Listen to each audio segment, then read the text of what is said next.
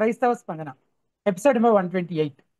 హితబోధ నిర్వహించే ఈ ప్రశ్నోత్తరాల లైవ్ కార్యక్రమాన్ని యూట్యూబ్ ద్వారాను అలాగే జూమ్ మాధ్యమం ద్వారా వీక్షిస్తున్న వీక్షకులందరికీ యేసు ప్రభువారి శ్రేష్టమైన నామంలో శుభములు. ప్రతి మంగళవారం లాగానే ఈ మంగళవారం కూడా ఈ రీతిని ఈ కార్యక్రమాన్ని జరిగించుకునే కృపను ప్రభు మనకి ఇస్తున్నందుకు ప్రభువుని స్తుతిస్తూ, అలాగే ఈ రోజు ఎవరైతే ఆ ప్రశ్నలు అడగడం కొరకు సిద్ధపడి పాల్గొంటున్నారో ఈ కార్యక్రమంలో వారందరి కొరకు కూడా ప్రార్థన చేద్దాం. వారు చక్కగా వారి ప్రశ్న అడగగలిగేలాగా అండ్ బిబు గారు వాటికి వాక్యానుసారమైన జవాబులు చెప్పగలిగేలాగా దేవుడు బిబు గారికి సహాయం చేయలాగా ఈ రోజు కార్యక్రమం అంతా సజావుగా సవ్యంగా జరుగు నిమిత్తం ప్రభు సహాయం కొరకు వేడుకుంటూ చిన్న ప్రార్థనతో ఈ రోజు కార్యక్రమాన్ని ప్రారంభించుకున్నాం. దయచేసి వీక్షకులంతా నాతో పాటు ప్రార్థనలో ఏకీభవించాలని మనం చేస్తున్నాం. మహోన్నత ప్రేమమయుడ కృపగల తండ్రి, దయగల ప్రభువా, మరొక మంగళవారం ఈ రీతిని తండ్రి మేము ఈ కార్యక్రమాన్ని నిర్వహించుకోవడానికి మీరు చూపిస్తున్న కృపను బట్టి మీకు వందనాలు. ఎవరైతే ఈరోజు జాయిన్ అవ్వనుకుంటున్నారో వారందరూ త్వరగా జాయిన్ అయ్యి చక్కగా వారి ప్రశ్నలు అడగటానికి, మరి ఆ ప్రశ్నలు అలాగే జవాబులు వింటున్నటువంటి వీక్షకులు కూడా నీ వాక్యంలోని దేవాప్రభు మరి అనేక సంగతులను తెలుసుకోవడానికి, నీ మనసు అయిందో ఏమైందో, నువ్వు ఎవరు, నీ గుణ లక్షణాలు ఎటువంటివో, నీకు మా మనుషుల పట్ల నీ ప్రణాళిక ఎటువంటిదో, మీ చిత్తము మీ ఉద్దేశాలు ఎటువంటివో వాటన్నింటిని గురించి దేవాప్రభు మరి మా వీక్షకులు అడుగుతున్న అనేక ప్రశ్నలు ఇప్పటి వరకు ఎంతో ప్రయోజనకరంగా ఉన్నటువంటి దాన్ని బట్టి నేను స్తుతిస్తూ ఈ రోజు కార్యక్రమం గురించి కూడా నీ సహాయం కొరకు కోరుకుంటూ ఎటువంటి అంతరాయాలు లేకుండా అంత సజావుగా జరగడానికి కృప చూపించమని విభు గారిని హస్తాలకు అప్పగిస్తూ యేసు నామమున స్తుతించి ప్రార్థించబడుకుంటున్నాము తండ్రి. ఆమేన్. Vibhu garu good evening brother. Good evening brother. వీక్షకులందరికీ ప్రభువు యేసు నామములో వందనాలు.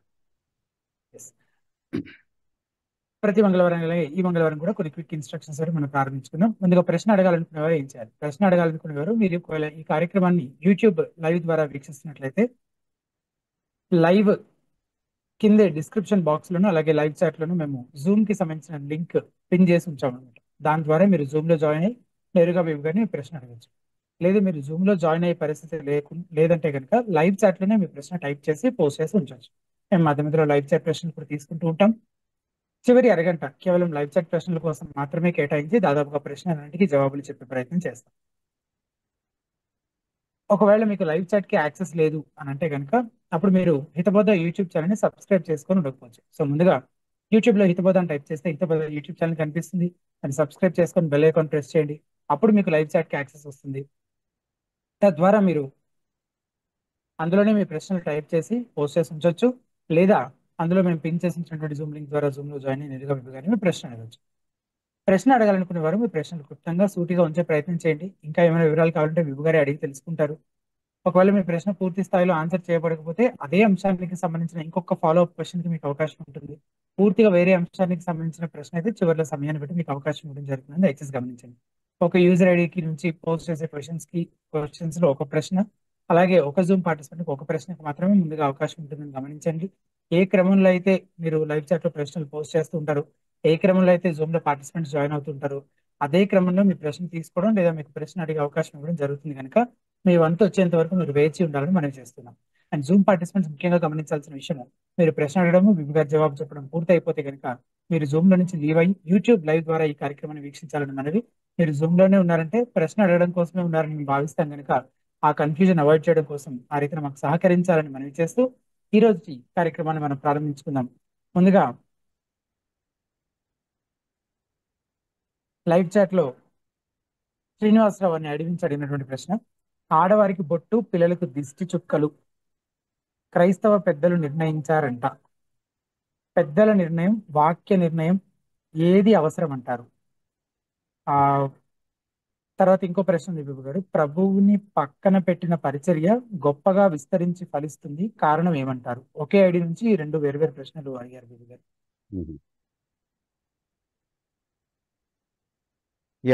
మొదటి ప్రశ్నకి అసలు బొట్టు అన్నారు, దిష్టి చుక్కలు అన్నారు. తర్వాత అవి క్రైస్తవ పెద్దలు నిర్ణయించారు అని కూడా చెప్పారు. అది నాకు తెలీదు. అంటే క్రైస్తవ పెద్దలు ఎప్పుడు నిర్ణయించారో తెలియదు, ఏ క్రైస్తవ పెద్దలు నిర్ణయించారో కూడా తెలియదు వాస్తవానికి. కానీ నిజానికి అది క్రైస్తవ ఏంటి భావజాలానికి సంబంధించిందా, లేకపోతే అది క్రైస్తవ సాంప్రదాయంలో ఎక్కడైనా ఉందా, అపోస్తలీయ సాంప్రదాయంలో వాక్యంలో ఎక్కడైనా దాని గురించినటువంటి ప్రస్తావన ఉందా అంటే అలాంటిది ఏమీ లేదు. సో వాక్యంలో ఉన్నదాన్ని మనం పాటించాలి అనేది క్రైస్తవ్యానికి నిర్వచనం, మనం చెప్పుకునే డెఫినేషన్. క్రైస్తవ ఆచరణ కావచ్చు, లేదా క్రైస్తవ విశ్వాసం కావచ్చు, అది బైబిల్ ఆధారితమైనదై ఉండాలి. అందులో ఉన్నటువంటి నియమాలకు తగినదిగా ఉండాలి. సో బైబిల్లో అలాంటివి ఎక్కడున్నాయో మనకు తెలియకుండా ఇప్పుడు క్రైస్తవులు పెద్దలు నిర్ణయించింది పాటించాలా, లేకపోతే వాక్యం నిర్ణయించింది పాటించాలా అని అన్నారు. అసలు వాక్యంలో లేనిదేది నిర్ణయించే అధికారం క్రైస్తవ సంఘ పెద్దలకు ఎక్కడ ఎక్కడ ఇవ్వబడినట్టుగా మనం చూడట్లేదు వాక్యంలో.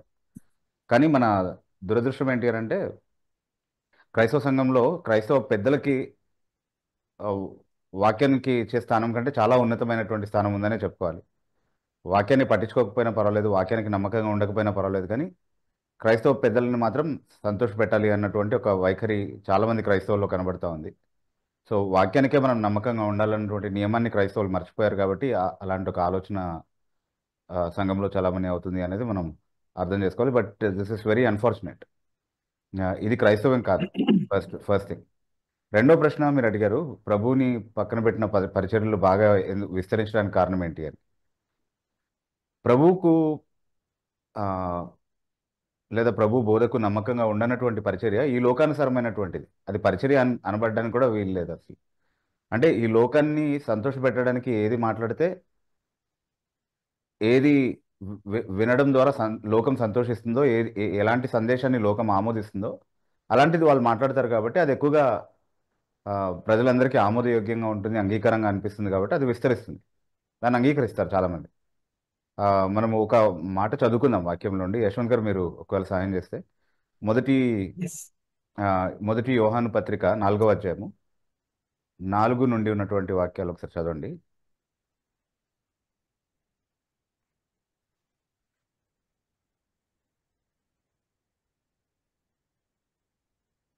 చిన్నపిల్లలారా,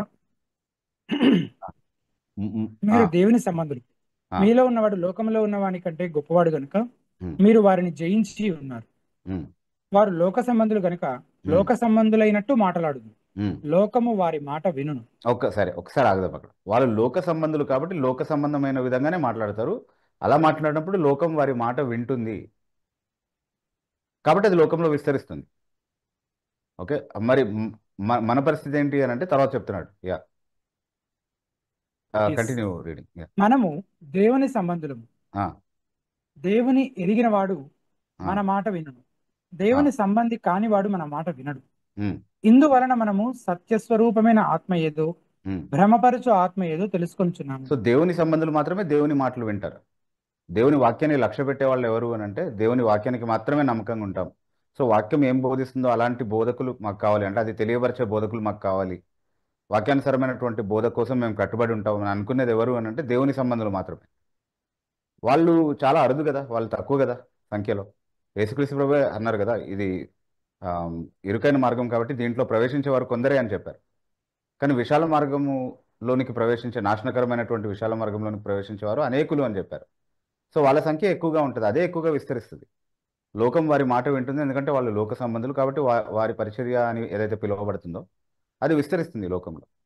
కానీ వాక్యానుసారమైనటువంటి పరిచర్య ఏదైతే దేవుడు బోధించమని మనకు ఆజ్ఞాపించాడో, ఏది వినడం ద్వారా దేవుడు సంతోషిస్తాడో, దేవుని పిల్లలు ఆమోదిస్తారో అది అంగీకరించే వాళ్ళు చాలా తక్కువ మందే ఉంటారు సంఖ్యలో. కాబట్టి ఎప్పుడు కూడా వాక్యానుసారమైనటువంటి పరిచర్యకు ఉన్నటువంటి అంగీకారం కానీ ఆమోదం కానీ ఈ లోకంలో ఆ, ఈ లోక సంబంధమైనటువంటి పరిచర్య కంటే కూడా చాలా తక్కువగానే ఉంటుంది అనేది మనం గుర్తుపెట్టుకోవాలి. అంటే దానికి ఉన్నటువంటి ప్రజాదరణ, లోక సంబంధమైనటువంటి ఒక సందేశానికి, లోక సంబంధమైనటువంటి ఒక భావజాలానికి ఉన్నటువంటి ప్రజాదరణ దేవుని మాటలకు ఎప్పుడు ఉండదు ఈ లోకంలో. ఇది వెలుగు సంబంధులు, దేవుని సంబంధులు మాత్రమే ఆమోదించేటటువంటి సందేశం వాక్యంలో ఉన్నది అనేది గుర్తుపెట్టుకోవాలి. So I hope that answers your question. Yes. Yes brother. Yeah. తర్వాత లక్ష్మణ్ రాక్ అనే ఐడి నుంచి అడిగినటువంటి ప్రశ్న. Praise the lord brother. ఈ జాతకాలు అంటారు కదా అన్న, ఆ విషయానికి వస్తే కొన్ని సింక్ అయితే కదా, అయితే యాజ్ పర్ బిబ్లికల్ గా ఎక్స్ప్లెయిన్ చేయండి అండ్ యాజ్ పర్ బిలీవర్ గా చూపించుకోవడం కరెక్టేనా? యా, సి అంటే ఇప్పుడు చా- ఆ, ఇది ఎలాంటి ప్రశ్న అంటే, చాలాసార్లు అబద్ధ ప్రవక్తలు మాట్లాడేటటువంటి మాటలు కూడా చాలాసార్లు సింక్ అవుతా ఉంటాయి. అంటే వాళ్ళు మాట్లాడేటటువంటి చాలా మాటలు నెరవేరుతాయి అన్నమాట. కాబట్టి అబద్ధ ప్రవక్తల్ని ఆమోదిద్దామా? అంటే వాళ్ళు చెప్తున్నటువంటి చాలా మాటలు ఒకవేళ నిజం కాకపోయినప్పటికీ కొన్ని మాటలైనా నెరవేరుతున్నాయి కదా. రాయేస్తే కొన్ని చీకట్లో రాయేస్తే కొన్నైనా తగులుతున్నాయి కదా కరెక్ట్గానే. కాబట్టి దాన్ని ఆమోదిద్దామా అనే ఎలాంటి ప్రశ్న అనమాట ఇది కూడా. ఆమోదించడానికి వీలు లేదు. అంటే దేవుని వాక్యం దేన్నైతే మనకు పాటించమని చెప్తుందో, అంటే దేవుని వాక్యం మనల్ని భవిష్యత్తు తెలుసుకోవడానికి జాతకాలు చూడండి, లేకపోతే ఆ, ఇలా భవిష్యత్తు చెప్పే వాళ్ళ దగ్గరికి వెళ్ళండి, లేకపోతే వేరు వేరు మాధ్యమాల పైన ఆధారపడండి అని చెప్పట్లేదు. దేవుని యొక్క ఏర్పాటును నమ్మి దేవుడు చెప్పినటువంటి బాధ్యతల్ని సరిగా నిర్వర్తిస్తూ ముందుకెళ్ళమన్నటువంటి నియమాన్ని మనకు నేర్పిస్తా ఉంది. కాబట్టి ఇది మనకు సంబంధించింది కాదు, ఇది క్రైస్తవ భావజాలానికి సంబంధించింది కాదు. పూర్తిగా ఇది ఫస్ట్ ఆఫ్ ఆల్ ఈ జాతకాలు ఇదంతా కూడా గ్రీక్ సాంప్రదాయం నుండి, అలాంటి అన్య మత సాంప్రదాయాల్లో నుండి వచ్చింది. అది భారతదేశ సంస్కృతిని కూడా చాలా ఎక్కువగా ప్రభావితం చేసిన విషయం మనకి తెలుసు. సో కానీ ఇది యూజువల్ గా బిబు గారు మన యా మన మధ్యలో కూడా ఒకసారి ఇలాంటి కాన్వర్జేషన్ జరిగింది, మీకు ఒకవేళ గుర్తుంటే కనుక. ఆ ఓకే నేను నా రాశికి సంబంధించిన విషయాలు కొన్ని ఒకళ్ళు యూట్యూబ్ లో చెప్తుంటే మా అమ్మగారు నాకు ఫార్వర్డ్ చేశారు. అందులో ఉన్న విషయాలన్నీ దాదాపుగా నా పర్సనాలిటీకి, నా నేచర్ కి చాలా దగ్గరగా ఉన్న విషయాల్లాగా ఉన్నాయని నేను మీకు షేర్ చేశాను. అవును ఇదేంటంటే ఆ, ఎంతవరకు అవి పోలికలు ఎంతవరకు మ్యాచ్ అవుతున్నాయి అనే విషయం పైనే దృష్టి పెట్టి, ఆ, ఒకవేళ ఇది నిజమేనేమో, ఆ, ఇలాంటిది ఒకటి ఉంటదేమో అని ఆలోచించడానికి తొందరగా ఉమ్, ఆ లీన్ అవ్వడానికి ఎక్కువ పాసిబిలిటీస్ కనిపిస్తున్నాయి. కానీ అసలు వాక్యం దీని గురించి ఏం చెప్తుంది, ఉమ్, దేవుడు దీని గురించి ఏం చెప్తున్నాడు, అసలు ఇలాంటి దాన్ని ఫాలో అవ్వమని చెప్తున్నాడా, ఉమ్, వెంబడించమని చెప్తున్నాడా అనే దానికి, వాక్యం వైపుకి వాక్యం ఏం చెప్తుంది అనే దానికి కాకుండా ఉమ్, అది మ్యాచ్ అవుతుంది అనేది మోర్ అంటే మనుషుల యొక్క ఆలోచనలు ఆక్యుపై చేసేసిదిగా ఉంటుంది అని ఉమ్, ఆ, నా పర్సనల్ ఎక్స్పీరియన్స్ లో, మన కాన్వర్జేషన్ లో కూడా నాకు అర్థమైంది ఈ విషయం. అవును కానీ మంచి విషయం ఏంటంటే, బ్రదర్ ప్రశ్న అడిగేటప్పుడు ఇది ఎంతవరకు వాక్యానుసారం, మంచి ఎంతవరకు ప్రశ్న బిబ్లికల్ అని వాస్తవం. అడిగాడు. ఎస్ ఆ, yes it's a good question, it's a good way of yes, asking it actually. And అది తెలుసుకోవాలన్న ఆలోచన ఉండడము అసలు అలాంటి క్రైస్తవులే అరుదుగా కనబడుతున్నారు. రైట్. సో అంటే ఎస్. మ్యాచ్ అవుతుంది అనేది మనం చెప్తున్నప్పుడు కూడా సి అంటే హ్యూమన్ నేచర్ని స్టడీ చేస్తే జనరలైజ్ చేసి చాలా విషయాలు మాట్లాడచ్చు మనం. అవి దాదాపుగా అందరికీ మ్యాచ్ అయ్యే విషయాలుగా ఉంటాయి అన్నమాట. అంటే పర్సనాలిటీస్లో డిఫరెన్సెస్ అనేవి ఉంటాయి, కానీ ఓవరాల్గా హ్యూమన్ నేచర్ని మనం స్టడీ చేసి జనరలైజ్డ్గా అందరికీ మ్యాచ్ అయ్యే విషయాలు చెప్పొచ్చు, చాలా విషయాలు. ఎస్. రైట్. సో ఇదివరకు మనము రైల్వే స్టేషన్లో వెయిట్ చూసుకునేటప్పుడు ఆ వెయిట్ కార్డ్ వచ్చేసి దాని వెనకాల ఒక స్టేట్మెంట్ ఉండేది. అది చాలాసార్లు అరే నా గురించే మాట్లాడుతుందా అన్నట్టుగా అనిపించేది అనమాట వాస్తవానికి. అవును, అది అవును. ఎందుకు ఎందుకు అందరికీ ఎందుకు అలా అనిపిస్తుంది? ఎందుకంటే చాలా వరకు కామన్ థింగ్స్ ఉంటాయి అనమాట మ్యాచ్ అయ్యేవి. మ్మ్. సైకాలజీని, హ్యూమన్ నేచర్ని బాగా స్టడీ చేస్తే అట్లాంటి జనరలైజ్డ్ కన్క్లూజన్స్కి రావచ్చు. వాటిని ఎవరికైనా అప్లై చేయొచ్చు. General usually it will be correct, it will match. So దాన్ని ఎస్, చూసి మనం మోసపోవాల్సిన అవసరం లేదు అని. Yes, yes. రైట్. తర్వాత శ్యామౌని అనే ఐడి నుంచి జాయిన్ అయినటువంటి వారు, మీరు అన్మ్యూట్ చేసుకొని మీ పేరు, మీ ఊరు చెప్పి పరిచయం చేసుకొని మీ ప్రశ్న అడగండి. Hi, brother. I am from West Godavari, Attili. Yes brother, your good name brother? Shyam, brother. Shyam. Shyam. Shyam. Yes brother. Yeah. I have two questions, brother. Sure brother. Yeah. ఒకటి ఏంటంటే, ప్రవక్త ప్రవచనం చెప్పినప్పుడు అన్ని ప్రవచనాలు నెరవేరి ఒకటి నెరవేరకపోయినా అతను అబద్ధ ప్రవక్తే కదా. ఎస్. అటువంటి వారిని మనం దేవుని సేవకులుగా ఎందుకు పరిగణించాలి? అండ్ ఈ రోజుల్లో దేవుని వాక్యాన్ని ప్రామాణికంగా కాకుండా సేవకుల్ని ప్రామాణికంగా తీసుకుంటున్నారు, వాళ్ళనే పూజిస్తున్నారు. ఇది ఎంతవరకు వాక్యానుసారం? అండ్ సెకండ్ వచ్చేసి బ్రదర్, 1 John chapter 5:7 లో, hello, Yes, brother. There are three that bear record in heaven: the Father, the Word, and the Holy Ghost, and these three are one. Exactly Yeah. Brother. నాకు వచ్చి Yeah. ఏంటంటే, Ah, ఈ వచ్చి brother నేను మారుమనసు పొంది 10 సంవత్సరాలు అవుతుంది. okay. బట్ ఈ వచ్చిన నేను జస్ట్ ఈ ఒక 10-15 డేస్ లోనే 1 మంత్ లో చూసాను అంతే. నాకు ఇప్పటి వరకు వచ్చిన దొరకలేదు. Okay. అంటే నేను కళ్ళు తెరుచుకోవాలి. అయితే ఆ Yes. వచ్చిన కేజీవీలో చూసిన వెంటనే నాకు చాలా ఆనందం అనిపించింది. Yes, yes, brother. అయితే ఒరిజినల్ గ్రీక్ మ్యానుస్క్రిప్ట్ లో ఆ వెర్స్ ఉందా లేదా? Okay. ఉంటే Ah, ఎందుకు సేవకులు ట్రినిటీని సమర్థించడానికి ఎందుకు వాడట్లేదు దాన్ని ఎక్కువగా? okay. Okay. Yeah. Right.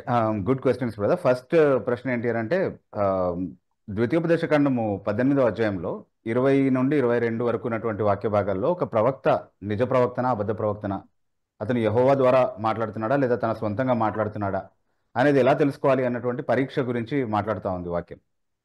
So అందులో దేవుడు మనకు చూపించిన పరీక్ష ఏంటి అని అంటే, ఆ వ్యక్తి మాట్లాడినటువంటి ఒక మాట అయినా నెరవేరకపోతే అతను అబద్ధ ప్రవక్త అని చెప్తున్నాడు.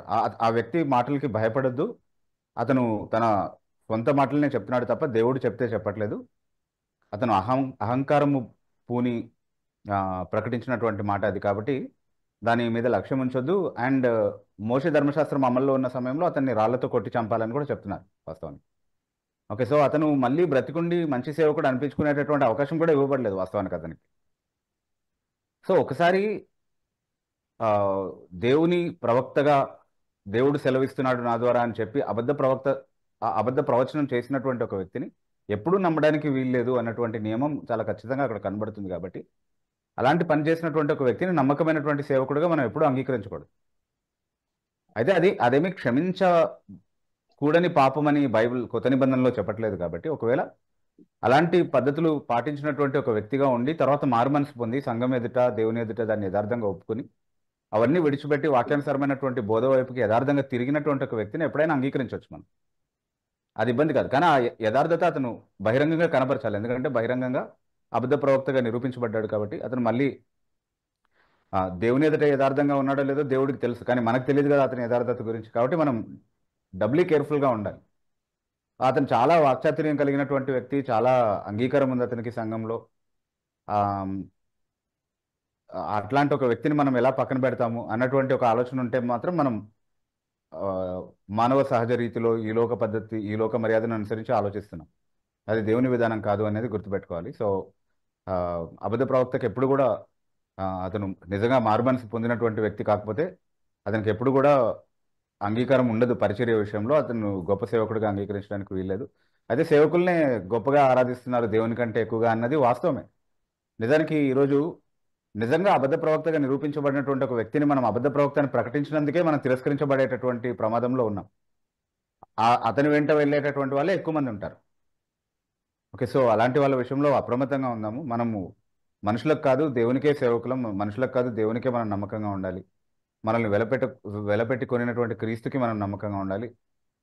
క్రీస్తు పరిచారకులం అని చెప్పుకుని సంఘాన్ని మోసగించేటటువంటి వాళ్ళ విషయంలో మరి ముఖ్యంగా జాగ్రత్తగా ఉండాలి అన్నటువంటి విషయాన్ని గుర్తుపెట్టుకుందాం మనం ఇప్పుడు కూడా. So that is the answer to your first question brother. Brother, can I say something? Yes, Just a sure second. brother. Yeah, brother, అది అబద్ధ ప్రవక్త అని తెలిసి అతను రియలైజ్ అయినప్పుడు, అంటే నా ఒపీనియన్ ఏంటంటే బ్రదర్, అతను పర్సనల్ థింగ్స్ అయితే పర్సనల్ గా దేవునితో సమాధాన పడొచ్చు. బట్ ఇలా వాక్యానికి సంబంధించిన విషయాలు పబ్లిక్ గా కన్ఫెస్ చేయాలి కదా. అబ్సల్యూట్లీ పబ్లిక్లీ కన్ఫెస్ చేయాలి. అంటే మరి ముఖ్యంగా ఎట్లా అంటే బ్రదర్, ఇప్పుడు అతను పబ్లిక్ లో నేను చెప్పిన ప్రవచనాలు నెరవేరాయి అన్నటువంటి ఒక పిక్చర్ తన గురించి ఇస్తూ వచ్చాడంటే అప్పటి వరకు ఎప్పుడైనా తను అబద్ధ ప్రవక్త అని నిరూపించబడినటువంటి ఒక సందర్భం వచ్చినప్పుడైనా రియలైజ్ అవ్వాలి కదా, అరే ఇది నన్ను భ్రమపరుస్తూ వచ్చాను, ఇతరులను కూడా మోసగించేటటువంటి అవకాశం ఇచ్చాను నేను, కాబట్టి నేను ఇది చేయకూడదు అని ప్రజలకు కూడా నేను ట్రాన్స్పరెంట్ గా చెప్పాలి ఈ విషయాన్ని. I have to be honest before people. I deceived my self, I deceived them, I should have never done it అని యథార్థంగా రిపెంట్ అవుతూ దాన్ని సంఘం ముందు ఒప్పుకుంటే కనుక దాన్ని ఆ వ్యక్తి యొక్క యథార్థత దాంట్లో కనబడుతుంది చాలా వరకు. కానీ దాన్ని దాచిపెట్టి దాన్ని జస్టిఫై చేసి దాన్ని ప్రశ్నించే వాళ్ళని ఏదో చేయాలని చూసి ఇట్లాంటివన్నీ కూడా ఆ వ్యక్తి యొక్క క్రెడిబిలిటీని ఇంకా దెబ్బతీసే విధంగానే ఉంటుంది. సో హితబోధ పరిచర్య తరఫున మేము చేసే పోరాటం అలాంటిదే అన్నమాట. వాస్తవానికి చాలాసార్లు మేము వ్యక్తులపైన దాడి చేస్తున్నాము. కొంతమంది వ్యక్తులంటే మాకేదో వ్యక్తిగత ద్వేషం ఉంది కాబట్టి అలా చేస్తున్నామని అనుకుంటారు, కానీ నిజానికి అది కాదు మా ఉద్దేశం. సంఘానికి ఇది క్షేమం కాదు ఒక వ్యక్తి ప్రవక్త కాకపోయినా తను ప్రవక్తగా ప్రకటించుకోవడం లేదా అలాంటి ప్రవర్తన కలిగి ఉండడం అనేది. So our fight is against such falls profits అన్నమాట. సో తర్వాత రెండో ప్రశ్న 1 John 5:7 గురించి బ్రదర్. అది అంటే చాలా ఎర్లియర్ మ్యానుస్క్రిప్ట్స్ లో అది కనబడట్లేదు అని చెప్తున్నారు. యాక్చువల్లీ అంటే ఎర్లియర్ మ్యానుస్క్రిప్ట్స్ లో అవి మిస్ అవ్వడము అన్నది ఒక రీజన్ తోనే అది ఆ టెక్స్ట్ ఆథెంటిక్ కాదు అని అనుకోవడానికి వీల్లేదు. ఎందుకంటే మ్యానుస్క్రిప్ట్స్ ఎలా రాశారు అని అంటే తెలుసు కదా మనకి, పెపైరస్ అనేటటువంటి ఒక నాన్ డ్యూరబుల్ మెటీరియల్ పైన రాశారు. దాని డ్యూరబిలిటీ చాలా తక్కువగా ఉంటుంది. అయినప్పటికీ కూడా వాటి ఫ్రాగ్మెంట్స్ ఇప్పటి వరకు కూడా దేవుడు భద్రపరిచి తన వాక్యానికి ఎవిడెన్స్గా వాటిని మనకు అందించడం అనేది చాలా గొప్ప విషయం. అయితే ఆమ్, ఈ పపైరస్ అనేది ఆమ్, పాతబడుతున్న కొద్దీ ఏమవుతుంది అని అంటే బ్రేక్ అయిపోతూ ఉంటుంది అనమాట. ఎస్పెషలీ దాని ఎండింగ్, అంటే ఇప్పుడు అది కోడిసీస్గా అంటే బుక్స్ లాగా వాటిని పపైరస్ లీవ్స్ మీద రాసి ఆ, ఒక ఒక ఒక రకమైన గ్లూతో దాన్ని కలిపి బుక్ లాగా ఆ, అతికించి వాడతారనమాట. They are called codices. Okay, so అయితే దాంట్లో ఇప్పుడు ఆ పేజ్ స్టార్టింగ్లో కానీ, ఆ లీఫ్ స్టార్టింగ్లో కానీ ఎండింగ్లో కానీ ఉన్నటువంటి మ్యాటర్ ఎక్కువగా బ్రేక్ అవడం వల్ల లాస్ అయ్యేటటువంటి అవకాశం ఉంది.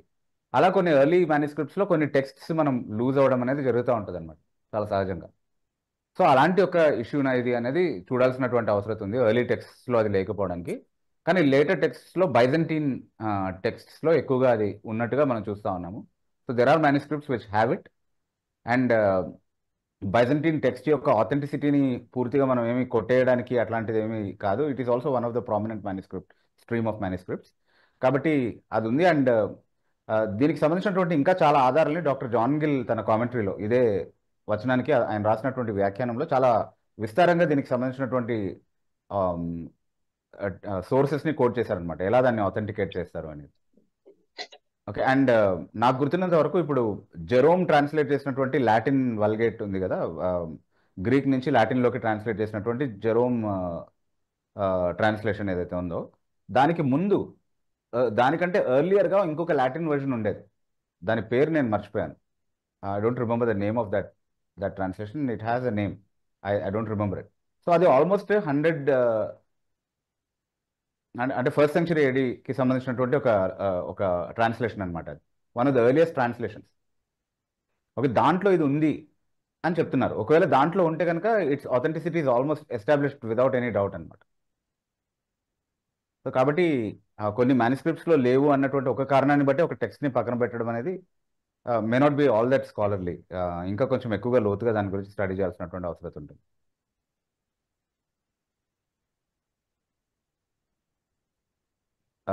Brother Shyam. Yeah brother. Yes అయితే ఎస్ బ్రదర్ బట్ అయితే జస్ట్ ఇప్పుడైతే గ్రీక్ మనం దేన్ని ప్రామాణికంగా ఏ వెర్షన్ ప్రామాణికంగా తీసుకోవాలంటారని ఇప్పుడు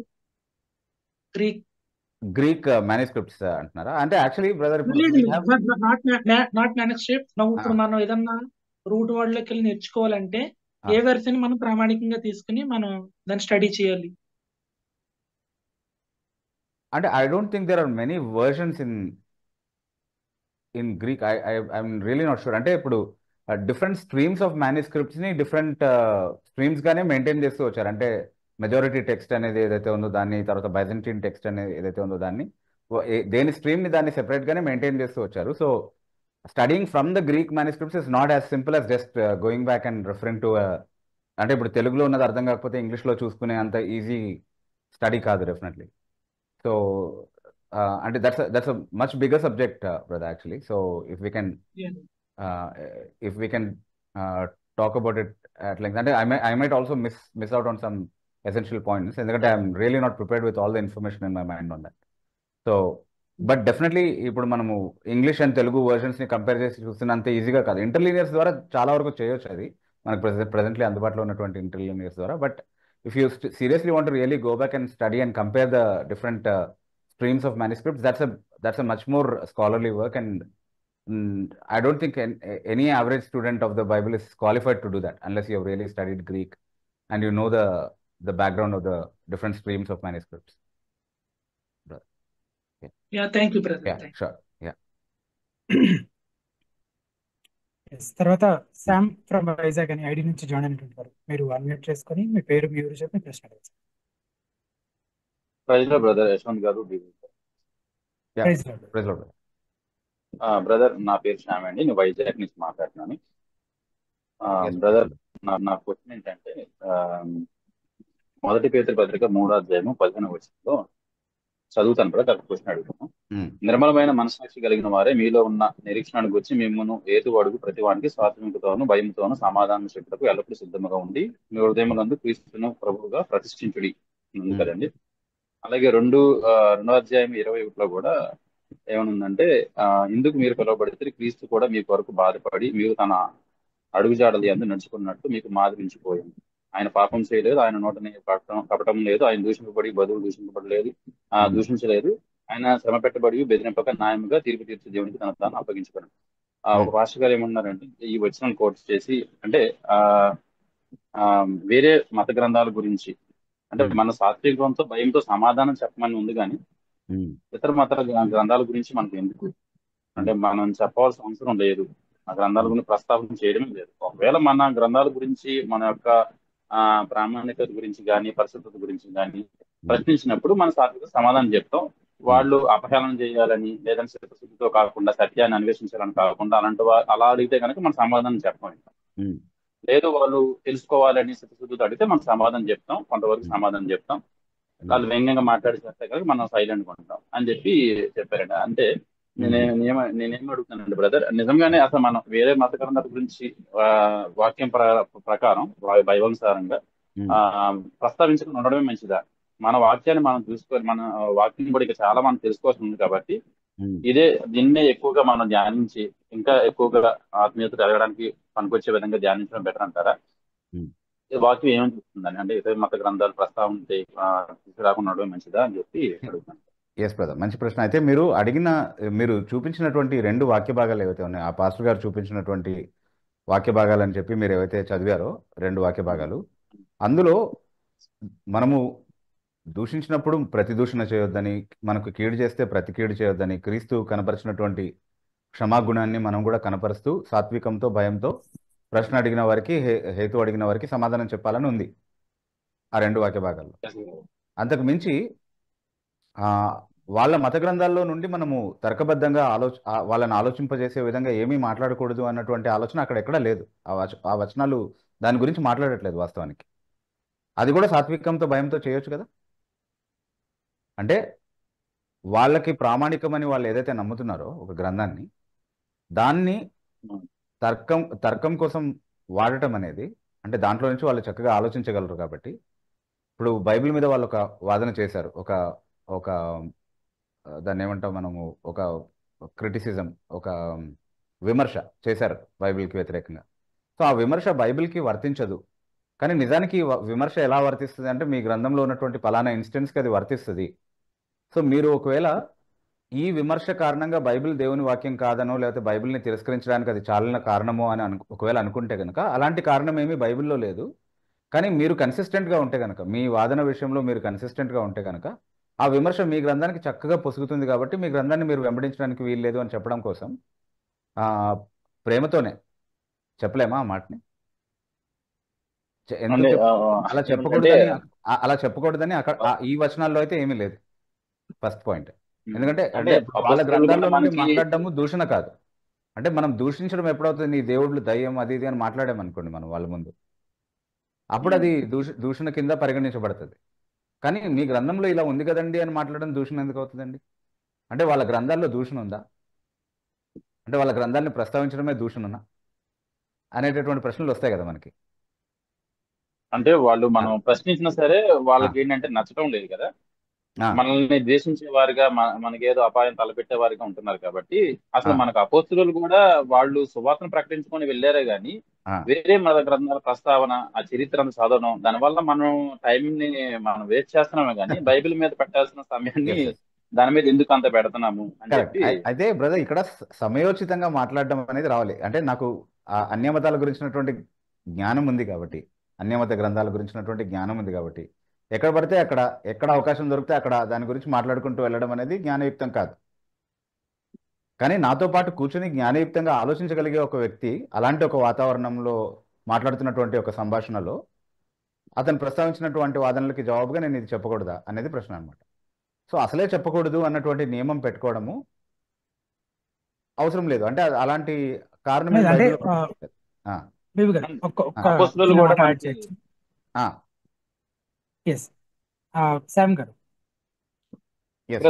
అపోస్తులు కూడా చెప్పాలండి. నేను ఒక మాట యాడ్ చేస్తాను. అంటే అస్సలు దాని గురించి ప్రస్తావించకూడదా అంటే, అంటే ఇప్పుడు నేను ఒక హిందూ బ్యాక్గ్రౌండ్ నుంచి వచ్చి తర్వాత గాస్పెల్ విని స్వార్థ విని యేసు ప్రభుని నమ్ముకున్నాను. నేను దాదాపు ఒక 6 months పాటు నాకు సువార్త చెప్తున్న వ్యక్తిని నేను ప్రశ్నలు అడుగుతూ ఉన్నాను. అండ్ అందులో నేను చాలా వరకు అడిగిన ప్రశ్నలన్నీ కూడా నేను నేను ఎక్కడి నుంచి వస్తున్నానో, అంతకు ముందు ఉన్న నా విశ్వాసం ఏంటో, నా భక్తి ఏంటో, నా నమ్మకం ఏంటో, దానికి రిలేటెడ్ గానే నేను అడుగుతున్నాను.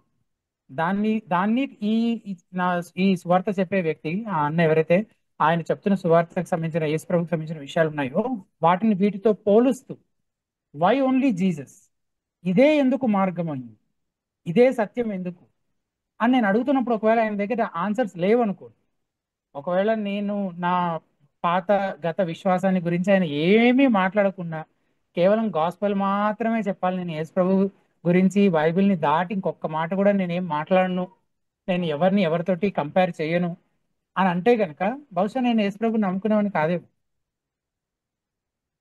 సో అట్లా మాట్లాడకుండా సువార్త చెప్పడమే కుదరదు చాలాసార్లు. ఎందుకంటే ఒక వ్యక్తి ఎక్కడి నుంచి వస్తున్నాడు, ఏ బ్యాక్గ్రౌండ్ నుంచి వస్తున్నాడు అనే వ్యక్తికి దాన్ని బేస్ చేసుకొని కూడా గాస్పెల్ చెప్పాల్సిన అవసరం కూడా ఉంటది. అది నా లైఫ్ లో జరిగిన ఒక ఇన్స్టెన్స్, అది కొంచెం హెల్ప్ఫుల్ గా ఉంటుందని యాడ్ చేశాను. మీరు కంటిన్యూ చేయొచ్చు సార్ గారు. బ్రదర్, నేనేమంటానంటే మనకి అపోస్తలులు కూడా అంటే వేరే మత గ్రంథ అన్యులు కూడా ఇప్పుడు మనసు పొందిన వాళ్ళు ఉన్నారు కాబట్టి బైబిల్ గ్రంథంలో వాళ్ళతో అంటే అన్ని మత గ్రంథాల గురించి డిస్కస్ చేసినట్టు మనకి ఎక్కడ లేదు కదా. ఎక్కడ లేదా? చెప్తా ఆయన ఏథెన్స్ లో లేదా? ఏథెన్స్ లో అంటే ఇప్పుడు మనం ఆర్టికల్ లో కూడా రాసి అంటే కవీశ్వర్లు అని చెప్పి ఒక వచ్చింది కదండి వాడు. అవును. మీ కవీశ్వర్లో కూడా మనం అవును. బ్రతుకుచున్నాము, చదువుతున్నాము, మనం అవును. ఆయన వరకు కలిగి ఉన్నాము. అవును. అంటే అది అంటే అది అతను చదవలేదన్నట్టు కూడా మనం రాసినట్టు. అంటే ఆ ఇతకు మన మత గ్రంథాలు చదివి చేసాడు అన్నట్టు కాదు అన్నట్టు కూడా ఓ వాదన తీసుకొచ్చి. ఎవరు చెప్తున్నారు అలా ఆయన చదవలేదని? మనకి ఎట్లా తెలుసు ఆయన చదివాడో చదవలేదో? అంటే మెజార్టీగా మనం చూస్తే అపోస్తలులు అసలు అంటే ఇతర గ్రంథాలు ఒకవేళ చదవకపోతే అది గ్రీక్ సంస్కృతిలో నానుడి కావచ్చు, అంటే అందరికీ తెలిసినటువంటి ఒక విషయం అయి ఉండొచ్చు. అట్లయినా దాన్ని ప్రస్తావించాడు కదా, ఏదో ఒక రకంగా అతనికి దాని గురించిన నాలెడ్జ్. సామెతలా అన్న ఎగ్జాక్ట్లీ. సో అతనికి నాలెడ్జ్ ఉంది దాని గురించి, దాన్ని ప్రస్తావించాడు. అలా అలా ఎందుకు ప్రస్తావించాలి? డైరెక్ట్గా ఓన్లీ ఇది మాత్రమే చెప్తే సరిపోతుంది కదా. ఆ నియమం ఖచ్చితంగా పాటించాలి, తూచా తప్పకుండా ఇప్పుడు ఈ పాస్టర్ గారు చెప్తున్నట్టుగానే దాన్ని పాటించాలని అంటే అలా చేయొచ్చు కదా. సరే, పాత నిబంధనలో దేవుడు మాట్లాడుతున్నప్పుడు, లేదా ప్రవక్తలు మాట్లాడుతున్నప్పుడు, అన్యులతో మాట్లాడుతున్నప్పుడు, లేదా అన్య దేవతల తట్టుకి ఇశ్రాయేలీలు తిరిగినప్పుడు మాట్లాడుతున్నప్పుడు, అంటే వాళ్ళు విశ్వాస భ్రష్టులు అయిపోయారు కదా. ఇశ్రాయేలీలు ఆ నిబంధన మీరి అన్యుల్లాగా అయిపోయారు కదా. సొదొమ గొమొర కంటే కూడా హీనంగా అయిపోయారు మీరు అని చెప్తున్నారు కదా. అలాంటప్పుడు అరే, దేవుడు మీకోసం చేసినటువంటి గొప్ప కార్యాలని మీరు మర్చిపోయారు, ఐగుప్తులో దేవుడు చేసినటువంటి గొప్ప కార్యాలను మర్చిపోయారు. అన్యుల్ని కూడా సవాల్ చేస్తూ ప్రవక్తల ద్వారా, యెషయా లాంటి వాళ్ళ ద్వారా మాట్లాడుతూ దేవుడు ఏమంటున్నాడంటే, మీరు దేవుడు మీ కొరకు చేసినటువంటి గొప్ప కార్యాలను మర్చిపోయారా అని చెప్పి దేవుడు చరిత్రలో చేసినటువంటి విషయాలను మాత్రమే ప్రస్తావించి ఊరుకోవచ్చు. కానీ అన్యులు తయారు చేసుకున్నటువంటి దేవుళ్ళు, హస్తకృతములు అని చెప్పి వాటి గురించినటువంటి డిస్క్రిప్షన్ ఎందుకు? దేవుడు ఎలాగైతే గతాన్ని గురించి ప్రకటించి భవిష్యత్తును ఎలాగైతే ఎలాంటి పొరపాటు లేకుండా అబ్సల్యూట్గా ఖచ్చితంగా ప్రకటించగలుగుతున్నాడు ప్రవచనాత్మకంగా, అలా ఇంకెవరన్నా మీరు నమ్ముకున్నటువంటి దేవుళ్ళు చేయగలరా అన్నటువంటి కంపారిజన్ చేస్తూ ఎందుకు మాట్లాడుతున్నాడు? 115వ కీర్తనలో విగ్రహ దేవతలను గురించినటువంటి డిస్క్రిప్షన్ ఇస్తున్నప్పుడు అంత వివిడ్గా, అంటే కళ్ళుండి చూడలేవు, ముక్కుండి గాలి పీల్చవు, చేతులుండి ఏం చేయలేవు, కాళ్ళుండి నడవు, అట్లాంటి డిస్క్రిప్షన్ ఎందుకు? వాటికి ప్రాణమే లేదు, కీడైనను మేలైనను చేయడానికి వాటికి అసలు దానికి వాటికి అసలు సామర్థ్యమే లేదు అన్నటువంటి ఆ మాటలు ఎందుకు చెప్పారు? వాటి జోలికి వెళ్ళొద్దు కదా మనం, అసలు వాటి గురించి అసలు మాట్లాడొద్దు అనే నియమం ఎక్కడి నుంచి తీసుకొస్తున్నారు? వాటి గురించే మాట్లాడకపోతే, అంటే నువ్వు పాపాన్ని ఖండించాలి, పాపాన్ని గురించి బోధించాలని చెప్తున్నప్పుడు కేవలం క్షమించే దేవుని గురించినటువంటి ప్రేమ గురించి మాత్రమే మాట్లాడాలి, వ్యభిచారం తప్పని చెప్పకూడదు, దొంగతనం తప్పని చెప్పకూడదు అని చెప్పేటటువంటి కొంతమంది పాస్టర్లు కూడా ఉన్నారు. అట్లా చెప్తే నొచ్చుకుంటున్నారు కాబట్టి అట్లా బోధించొద్దని కొంతమంది పాస్టర్లు చెప్తున్నారు. అలాంటి బోధే కదా ఇది కూడా. అంటే ఏ నియమాన్ని బట్టి చెప్తున్నారు అసలు ఇది? అంటే వాక్యంలో వాళ్ళు ఒక వచనం చూపించి చెప్తున్నారు, సరే, అక్కడ నియమం తెలుస్తుంది ఎట్లా చెప్పాలి అని. ప్రేమతో చెప్పాలి, సాత్వికంగా చెప్పాలి, భయంతో చెప్పాలి, వణుకుతూ చెప్పాలి, ఇవన్నీ చెప్తున్నారు. Okay, fine. కానీ ఏం చెప్పాలి మన నిరీక్షణ గురించి ప్రశ్నించే వారు కదా.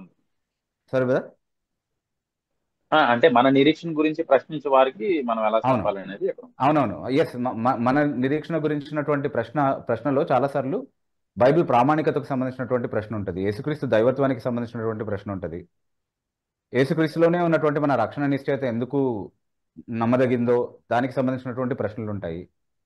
అవి ఎలాంటి కోణం నుండి వాళ్ళు ఆ తర్కాన్ని వాళ్ళు కన్స్ట్రక్ట్ చేసి తీసుకొచ్చారు అన్నటువంటి దానిపైన మనం చెప్పేటటువంటి సమాధానం ఆధారపడి ఉంటుంది. కాబట్టి అది చెప్పకూడదు అన్నటువంటి నియమం చెప్పదండి. ప్రతిసారి చెప్పి తీరాల్సిందే అని నేను అనట్లేదు. ఇంకా అవకాశం వచ్చింది కదా అని చెప్పి సందర్భాన్ని బట్టి. శ్లోకాలు పాడి మంత్రాలు పాడి వాళ్ళని ఏదో చేసి వాళ్ళ కోపం రేపి మత సామరస్యాన్ని దెబ్బతీసే విధంగా మాట్లాడి అలా చేయాలని నేను చెప్పట్లేదు. ప్రతి ఖురాన్లో ఉన్నటువంటి ఆయతులు ప్రస్తావించి లేకపోతే ఇంకో గ్రంథంలో ఉన్నటువంటి విషయాలు ప్రస్తావించి అలా చేయాలని నేను చెప్పట్లేదు. అది అవసరమైన చోట అవసరమైన విధంగా వాక్యం ఆమోదించేటటువంటి పద్ధతిలో దాన్ని ఎందుకు వాడకూడదు అని అడుగుతున్నాను. వాడకూడదని చెప్పడానికి, వాడొచ్చు అని చెప్పడానికి నాకు ఆధారాలు ఉన్నాయి బైబిల్లో, వాడకూడదని చెప్పడానికి ఏం ఆధారం చూపిస్తున్నారు అని అడుగుతున్నాను. ఇప్పుడు చూపించిన వచనాలు అయితే ఆధారం కాదు. ఇంకొక విషయం ఏంటంటే అక్కడ క్రీస్తు చూపించినటువంటి క్షమాగుణాన్ని మీరు కూడా ప్రదర్శించండి ఇదంతా కూడా చెప్పినప్పుడు నా శత్రువుల విషయంలో నేను అట్లా చేస్తాను. నన్ను దూషించేటటువంటి వాళ్ళు, నన్ను హింసించేటటువంటి వాళ్ళు, వాళ్ళ విషయంలో నేను ప్రేమ కనపరచాలి అని అంటే దాంట్లో అర్థం ఉంది. అది క్రీస్తు మాదిరిని చూపించడం అవుతుంది. All that is fine. కానీ నా శత్రువులకి దేవుని శత్రువులకి వ్యత్యాసం ఉంది అన్నటువంటి విషయాన్ని క్రైస్తవులు గుర్తుపెట్టుకోవాలి. ఇప్పుడు కూడా దావీదు ఎప్పుడు కూడా శపిస్తూ మాట్లాడినప్పుడు, వాళ్ళని నాశనం చేయదేవా అని ప్రార్థన చేసినప్పుడు, వాళ్ళని శత్రువులుగా పరిగణించి మాట్లాడినప్పుడు వాళ్ళు తన శత్రువులే, కానీ ఎందుకు వాళ్ళ విషయంలో అలా మాట్లాడుతూ శత్రువుకు కూడా మేలు చేసినటువంటి సందర్భాల గురించి కీర్తనకారుడు చెప్తున్నాడు చాలా సందర్భాల్లో. కానీ కీడు చేసినటువంటి వాళ్ళకి ఎందుకు చేశాడు అంటే వాళ్ళు దేవుని శత్రువులు కాబట్టి వాళ్ళ వాళ్ళ వాళ్ళ విషయంలో ఎలా ప్రతిఘటించాలో అలాగే చేశానని చెప్తున్నాడు కీర్తనకారుడు. ఇప్పుడు 139వ కీర్తన ఒకసారి చదువుదాం ఆ మాట. యశ్వంత్ గారు can you help? Or Sam గారు మీ దగ్గర బైబిల్ రెడీగా ఉంటే మీరు చూడండి. 139వ కీర్తన 21వ వచనం చదవండి సరే. 20-21 రెండు వచనాలు చదవండి. వారు దురాలోచనతో నిన్ను గూర్చి పలుకుదురు, మోసపుచ్చుటకే నీ నామమును బట్టి ప్రమాణము చేయుదురు. యెహోవా నిన్ను ద్వేషించు వారిని నేను ద్వేషించుచున్నాను కదా, నీ మీద లేచు వారిని నేను అసహించుకుంటున్నాను కదా. కంటిన్యూ. వారి యందు నాకు పూర్ణ ద్వేషము కలదు, వారిని నాకు శత్రువులుగాను భావించుకొనుచున్నాను. ఓకే, వారి యందు నాకు పూర్ణ ద్వేషము కలదు, వారిని నా శత్రువులుగా భావించుకొనుచున్నాను అని చెప్తున్నాడు. అంటే తప్ప ఈ వైఖరి కలిగి ఉండడం, ఈ ఆలోచన తప్ప?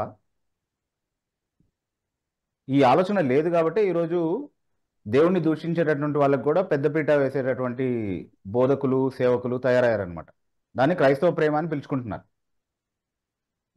దురదృష్టం, మనకున్నటువంటి చాలా దురదృష్టాల్లో ఇదొక దురదృష్టం అనమాట. అంటే మన శత్రువులు ఎవరు, దేవుని శత్రువులు ఎవరు అన్నటువంటి డిస్టింక్షన్ చూపించడం రాకపోవడం అనేది. నా శత్రువుల్ని క్షమించమని వాక్యం చెప్తుంది, కానీ దేవుని శత్రువులను క్షమించేటటువంటి అధికారం నీకెవడిచ్చాడు అని ఎవరు ఆలోచించట్లేదు. అంటే దేవుని శత్రువుల్ని కూడా నేనే క్షమించేస్తానా? నా పొరుగు అని శత్రువునే క్షమించే అధికారం నాకు లేదే. నా దేవుని శత్రువుని క్షమించే అంత పెద్దవాడిని అయిపోయానా నేను? అది ఎక్కడ లాజిక్ అది? సో వాడిని ఎదుర్కోవడానికి అవసరమైనటువంటి తర్కాన్ని నేను వాడకూడదా వాడి గ్రంథాల్లో నుంచి? వాడు నా బైబిల్ని యథేచ్ఛగా ద్వేషిస్తూ ఉంటే, దూషిస్తూ ఉంటే, అవహేళన చేస్తూ ఉంటే, ఇక్కడ ఏం కారణం లేకుండానే వాడు చేస్తున్నాడు. వాడి దగ్గర చాలా కారణం ఉందని నేను చూపిస్తున్నాను. దాన్ని బట్టి మూర్ఖునికి తన మూర్ఖత్వాన్ని బట్టి ప్రత్యుత్తరం ఇచ్చి వాడి నోరు మూయించేటటువంటి అవకాశం ఉంటుంది అలా చేయడం ద్వారా. తన దృష్టికి తానే జ్ఞానిగా పడకుండా ఉండే విధంగా వాడికి సమాధానం చెప్పే అవకాశం ఉంటుంది. ఆ అవకాశాన్ని నేను జార విడుచుకొని ప్రేమ చూపించాలి, కరుణ చూపించాలి, కరుణామయుడిలో యేసులాగా నెమ్మదిగా నడుస్తూ నిదానంగా మాట్లాడాలి అన్నటువంటి నియమాన్ని పాటించాలా? ఎక్కడుంది సార్ ఇది బైబిల్లో? ఎక్కడ లేదు కదా.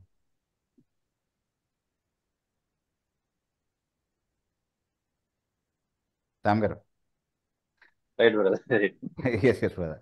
Thank you so much. Thank you brother. తర్వాత సుజయ్ అనే ఐడి నుంచి జాయిన్ అయినటువంటి వారు మీరు అన్మ్యూట్ చేసుకొని మీ పేరు మీరు వచ్చి మీ ప్రశ్న అడగండి. బీబీ గారు ఒక చిన్న విషయము, మన ఇంకొక 5 మెంబర్స్ వెయిట్ చేస్తాం కదా. Okay, I'll try to be brief. Thank you for telling me that. Good evening అన్న. Good evening brother Sujay. Please tell your name still and your place. నా పేరు సుజయ్, నేను ఉప్పల్లో ఉంటాను. ఓకే. ఇందాక టెక్స్టల్ వేరియంట్స్ గురించి మాట్లాడుతున్నారు కదా. Textual variance, yes. సో యోహాను సువార్త 5వ అధ్యాయంలో కోనేటి దగ్గర స్వస్థత గురించి చెప్పారు. సో ఇక్కడ 3వ వచనం చూస్తే ఆయా సమయంలో దేవదూత కోనేటిలో దిగి నీళ్లు కిందించుట కలదు అనేసి. అవును. ఎప్పుడైతే మొదట దిగునో వాడు వ్యాధి గలవాడైనను బాగుపడను. ఇదేదో ఆల్మోస్ట్ లాటరీ లాగే ఉంది కదన్నా. లేదు లేదు, అది ఆల్మోస్ట్ అక్కడ ఉన్నటువంటి పాపులర్ బిలీఫ్ ని, అక్కడ ఉన్నటువంటి అందరిలో ఉన్నటువంటి నమ్మకాన్ని చాలా మూఢనమ్మకం కలిగినటువంటి వాళ్ళు యూదులు. అయితే వాళ్ళకు ఉన్నటువంటి సూపర్స్టిషన్ ని మెన్షన్ చేస్తున్నాడు యాజ్ ఇట్ ఈస్ గా జాన్. అది రైటా రాంగ్ దాన్ని వ్యాలిడేట్ చేయడానికో ఇన్వాలిడేట్ చేయడానికో రాయడం అతని ఉద్దేశం కాదు. కాబట్టి అక్కడ ఉన్నటువంటి నమ్మకాన్ని బట్టి ఎందుకు అక్కడ ఉన్నారు ప్రజలు అన్నటువంటి కారణాన్ని మనకు చూపిస్తున్నాడు తప్ప, నిజంగా ఒక దేవదూత వచ్చి ఆ సమయాల్లో నీటిని స్టరప్ చేస్తే అక్కడ స్వస్థత జరిగేది అని చెప్పడానికి చారిత్రకంగా కూడా ఎలాంటి ఆధారం లేదు వాస్తవానికి. ఓకే ఓకే, సో అది జస్ట్ వాళ్ళ నమ్మకం మాత్రమే. That is just one of their superstitions. So ఇది simply stating it as it is, అంతే. ఇది యాక్చువల్లీ టెక్స్టల్ వేరియంట్ అని అంటున్నారు కదా. టెక్స్చువల్ వేరియంట్ అనేది ఇది కాదు. అంటే I'm sure you understand what is the textual variation. అంటే ఇప్పుడు 2 డిఫరెంట్ మ్యానుస్క్రిప్ట్స్ ఉంటాయి, అంటే డిఫరెంట్ స్ట్రీమ్స్ ఆఫ్ మ్యానుస్క్రిప్ట్స్ ఉన్నాయి. సో ఒక స్ట్రీమ్ లో ఉన్నటువంటి మ్యానుస్క్రిప్ట్ లో ఇప్పుడు 1 John 5:3 ఒక వచనం ఉండి, ఇంకొక స్ట్రీమ్ లో ఉన్నటువంటి మ్యానుస్క్రిప్ట్ లో ఆ వచనం పూర్తిగా లేకపోవడమో, లేకపోతే దాంట్లో సగభాగమే ఉండి ఇంకొక సగభాగం కనిపించకపోవడమో అట్లా అవుతుంది అనమాట. ఓకే, దాన్ని టెక్స్చువల్ వేరియన్స్ అంటాం. అంటే పాఠ్యాంతరము, అంటే పాఠ్య భాగంలో జరిగినటువంటి మార్పు అనేది. ఈ నారేటివ్ లో ఎక్కడ కూడా టెక్స్చువల్ వేరియంట్ లేదంటున్నారు. లేదు, అంటే నేను ఎగ్జామిన్ చేసినంత వరకు ఏమీ నాకు కనబడలేదు. అంటే I did a whole series of study on the gospel of John. అది చేసినప్పుడు I don't remember having come across any variance there, manuscript variance. Yeah, okay, అదేనా. Sure brother. ఎస్, తర్వాత కిరణ్ తమ్మారెడ్డి అని ఐడి నుంచి జాయిన్ అయ్యారు. మీరు అన్మ్యూట్ చేసుకొని మీ పేరు ఊరు పరిచయం చేసుకొని మీ ప్రశ్న అడగండి. హాయ్ బిబో అన్న. Yes, నేను కిరణ్ అన్న. Yes, Kiran. From where are you joining? I'm joining from Lingampalli. Yes, okay. Yeah, Lingampalli అన్న. Yes. Thank you for joining. Yes, Kiran. So Sam brother అడిగారు కదా అన్న, వైజాగ్ నుంచి. అలాంటి క్వశ్చన్ అన్నమాట. ఒక 10 years బ్యాక్ నేను కూడా కొంచెం అగ్రెసివ్ గా ఫేస్బుక్ లో పోస్టులు పెడుతుంటే మీరు నాకు చెప్పారు ఏమని అంటే సహృదయంతో ఒక సహోదరుడిగా ఏం చెప్పారంటే అలా వద్దు, అంటే వాళ్ళు అంటే చట్టపరంగా నిన్ను కేసులు పెట్టే అవకాశం ఉంటది, అలా వద్దు అని అన్నారు అనమాట. అప్పుడు నాకు యూత్ లో తెలియక నేను అలా పెట్టాను. అయితే బయట వాతావరణం బాగాలేనప్పుడు, అంటే ఇట్లా బాగా మతపరంగా ద్వేషాలు ఇవన్నీ ఉన్నప్పుడు కొంచెం వేరే రిలీజియన్ పైన మాట్లాడేటప్పుడు కాస్త నెమ్మదిగా, కాస్త ఏంటి విచక్షణతో, కొంచెం జ్ఞానంతో ఏది మాట్లాడాలి ఏది మాట్లాడొద్దు అనే విధంగా మాట్లాడాలి కదన్నా. అవును. సో అంటే టెంపరేచర్ ఒక చిన్న డిఫరెన్స్ ఇక్కడ ఏంటంటే, అంటే have you asked your question? yes అన్నయ్య. యా, అయితే అంటే ప్రోయాక్టివ్ గా మనమే వాళ్ళేమి చెప్పకుండా మనంతలో మనమే వెళ్ళి వాళ్ళ గ్రంథం నుంచి ఒక విషయాన్ని ఉటంకించి ప్రస్తావించడం అనేది మంచి విషయం కాదు. కానీ రియాక్టివ్ గా వాళ్ళు మన గ్రంథం పైన చేసినటువంటి విమర్శకి సమాధానంగా ఆ విమర్శ ఇక్కడ పొసగదు బయటికి, కానీ మీ గ్రంథానికి అది చక్కగా వర్తిస్తుంది అని కంపారిటివ్ టోన్ లో అప్పుడు మాట్లాడడానికి వాళ్ళే అవకాశం ఇచ్చిన వాళ్ళు అవుతారు మనకి. అండ్ అది వాళ్ళు అర్థం చేసుకోవడానికి మనం హెల్ప్ చేయడం కోసం అలా చేస్తున్నాం. అప్పుడు ఎగ్జాక్ట్లీ, అప్పుడు చట్టపరమైనటువంటి ఇష్యూ ఏముంది, వాళ్ళు అడిగిన దానికి మనం సమాధానమే చెప్తున్నాం కదా.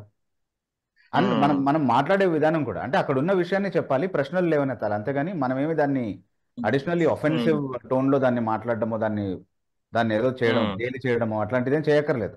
అక్కడ ఉన్న విషయాన్ని మాట్లాడడం. అండ్ చాలా విషయాలు నువ్వు విషయంగా ప్రస్తావిస్తేనే చాలు, అది ఎంత అవతల వాళ్ళని ఎలా హిట్ చేయాలో అలా హిట్ చేస్తుంది.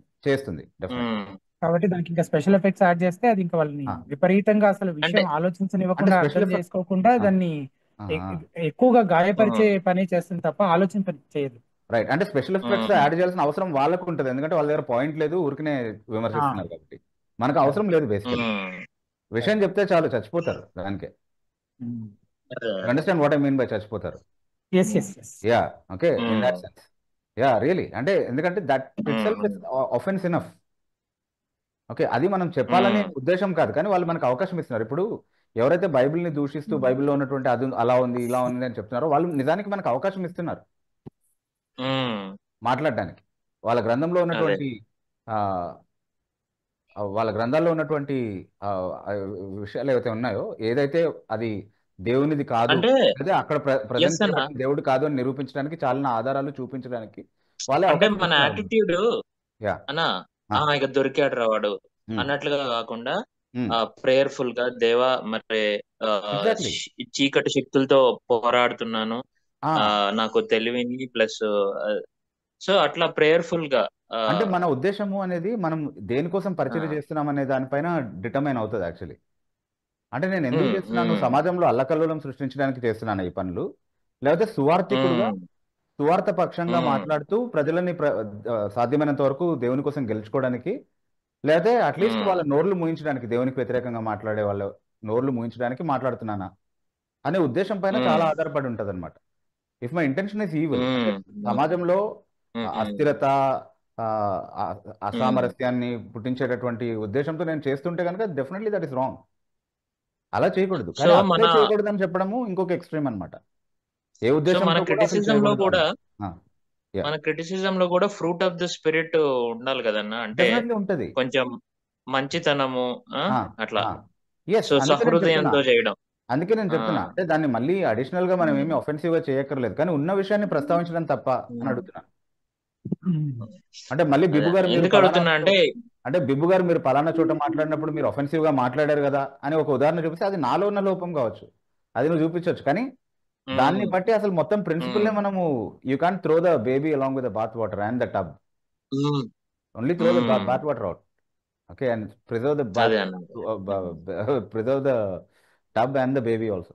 యా, సో యా, రైట్, అర్థమైందన్న. గౌరవప్రదంగా చేయాలంటారు. గౌరవప్రదంగా చేయాలి. యా, గౌరవం again you need to define that కదా మళ్ళీ. Yeah, okay, that will be another discussion. Thank you Kiran garu. తర్వాత ఇజ్రాయెల్ రాజు అనే ఐడి నుంచి జాయిన్ అయినటువంటి వారు మీరు అన్మ్యూట్ చేసుకొని మీ పేరు చెప్పి పరిచయం చేసుకుని మీ ప్రశ్న అడగచ్చు. అన్న వందనాలన్నా. వందనాలు brother. I'm Israel Raju from Tadepalligudem. Yes brother. అన్న చిన్న డౌట్ ఏంటంటే, ఇప్పుడు మనం ఇజ్రాయెలైట్స్ వచ్చేసి అబ్రహాం సంతానం అంటాం. సో ఇస్మాయిలైట్స్ వచ్చేసి కొంతమంది ఎవరైతే ఇప్పుడు ఈ ముస్లిమ్స్ ఉన్నారో వాళ్ళు ఇస్మాయిలైట్స్ నుండి వచ్చారు అనేవాళ్ళు కొంతమంది, లేదు అనేటువంటి వాదన వినిపించే వాళ్ళు కూడా కొంతమంది. సో దీన్ని చాలా బ్రీఫ్ గా అంటే క్విక్ గా కట్ చేయడానికి, ఎస్ఆర్ నో చెప్పడానికి మనకి బైబిల్లో డైరెక్ట్ వచనాలు కానీ లేకపోతే ఆ సందర్భాలు కానీ ఏమన్నా దొరుకుతాయా? లేదు, అంటే యాక్చువల్లీ మనం కామన్ గా ఆలోచించినా కూడా బ్రదర్, ప్రపంచ వ్యాప్తంగా ఉన్నటువంటి ముస్లింలు అందరూ కూడా అబ్రహాం సంతానం కాదు, అంటే ఇస్మాయిల్ సంతతి కాదు. ఇస్మాయిల్ సంతతి ఓన్లీ అరబ్ ప్రాంతానికి సంబంధించినటువంటి వాళ్ళు మాత్రమే కదా. ఆ 12 తెగలు అని ఏదైతే బైబిల్ చెప్తా ఉందో వాళ్ళ నుండి వచ్చినటువంటి 12 తెగలు ఏవైతే ఉన్నాయో రాజులు లేదా అదేంటి ప్రిన్సెస్ 12 ప్రిన్సెస్ రాజులు 12 మంది రాజులు ఎవరైతే వస్తారని చెప్పారో వాళ్ళ తెగలకు సంబంధించినటువంటి అరబ్ ప్రాంతానికి సంబంధించిన వాళ్ళు మాత్రమే ఇస్మాయిల్ సంతానం. మిగతా వాళ్ళందరూ అంటే వాళ్ళు కూడా అప్పుడు ముస్లిమ్స్ ఏం కాదు. ఇస్లాం అనేది ఎప్పుడు వచ్చింది? న్యూ టెస్ట్మెంట్ తర్వాత 600 సంవత్సరాల తర్వాత వచ్చింది. యేసుక్రీస్తు ప్రభు చరిత్రలో యేసుక్రీస్తు ప్రభువుని మనం ఎప్పుడైతే చూస్తున్నామో దాని తర్వాత 600 సంవత్సరాల తర్వాత వచ్చింది ఇస్లాం మతం.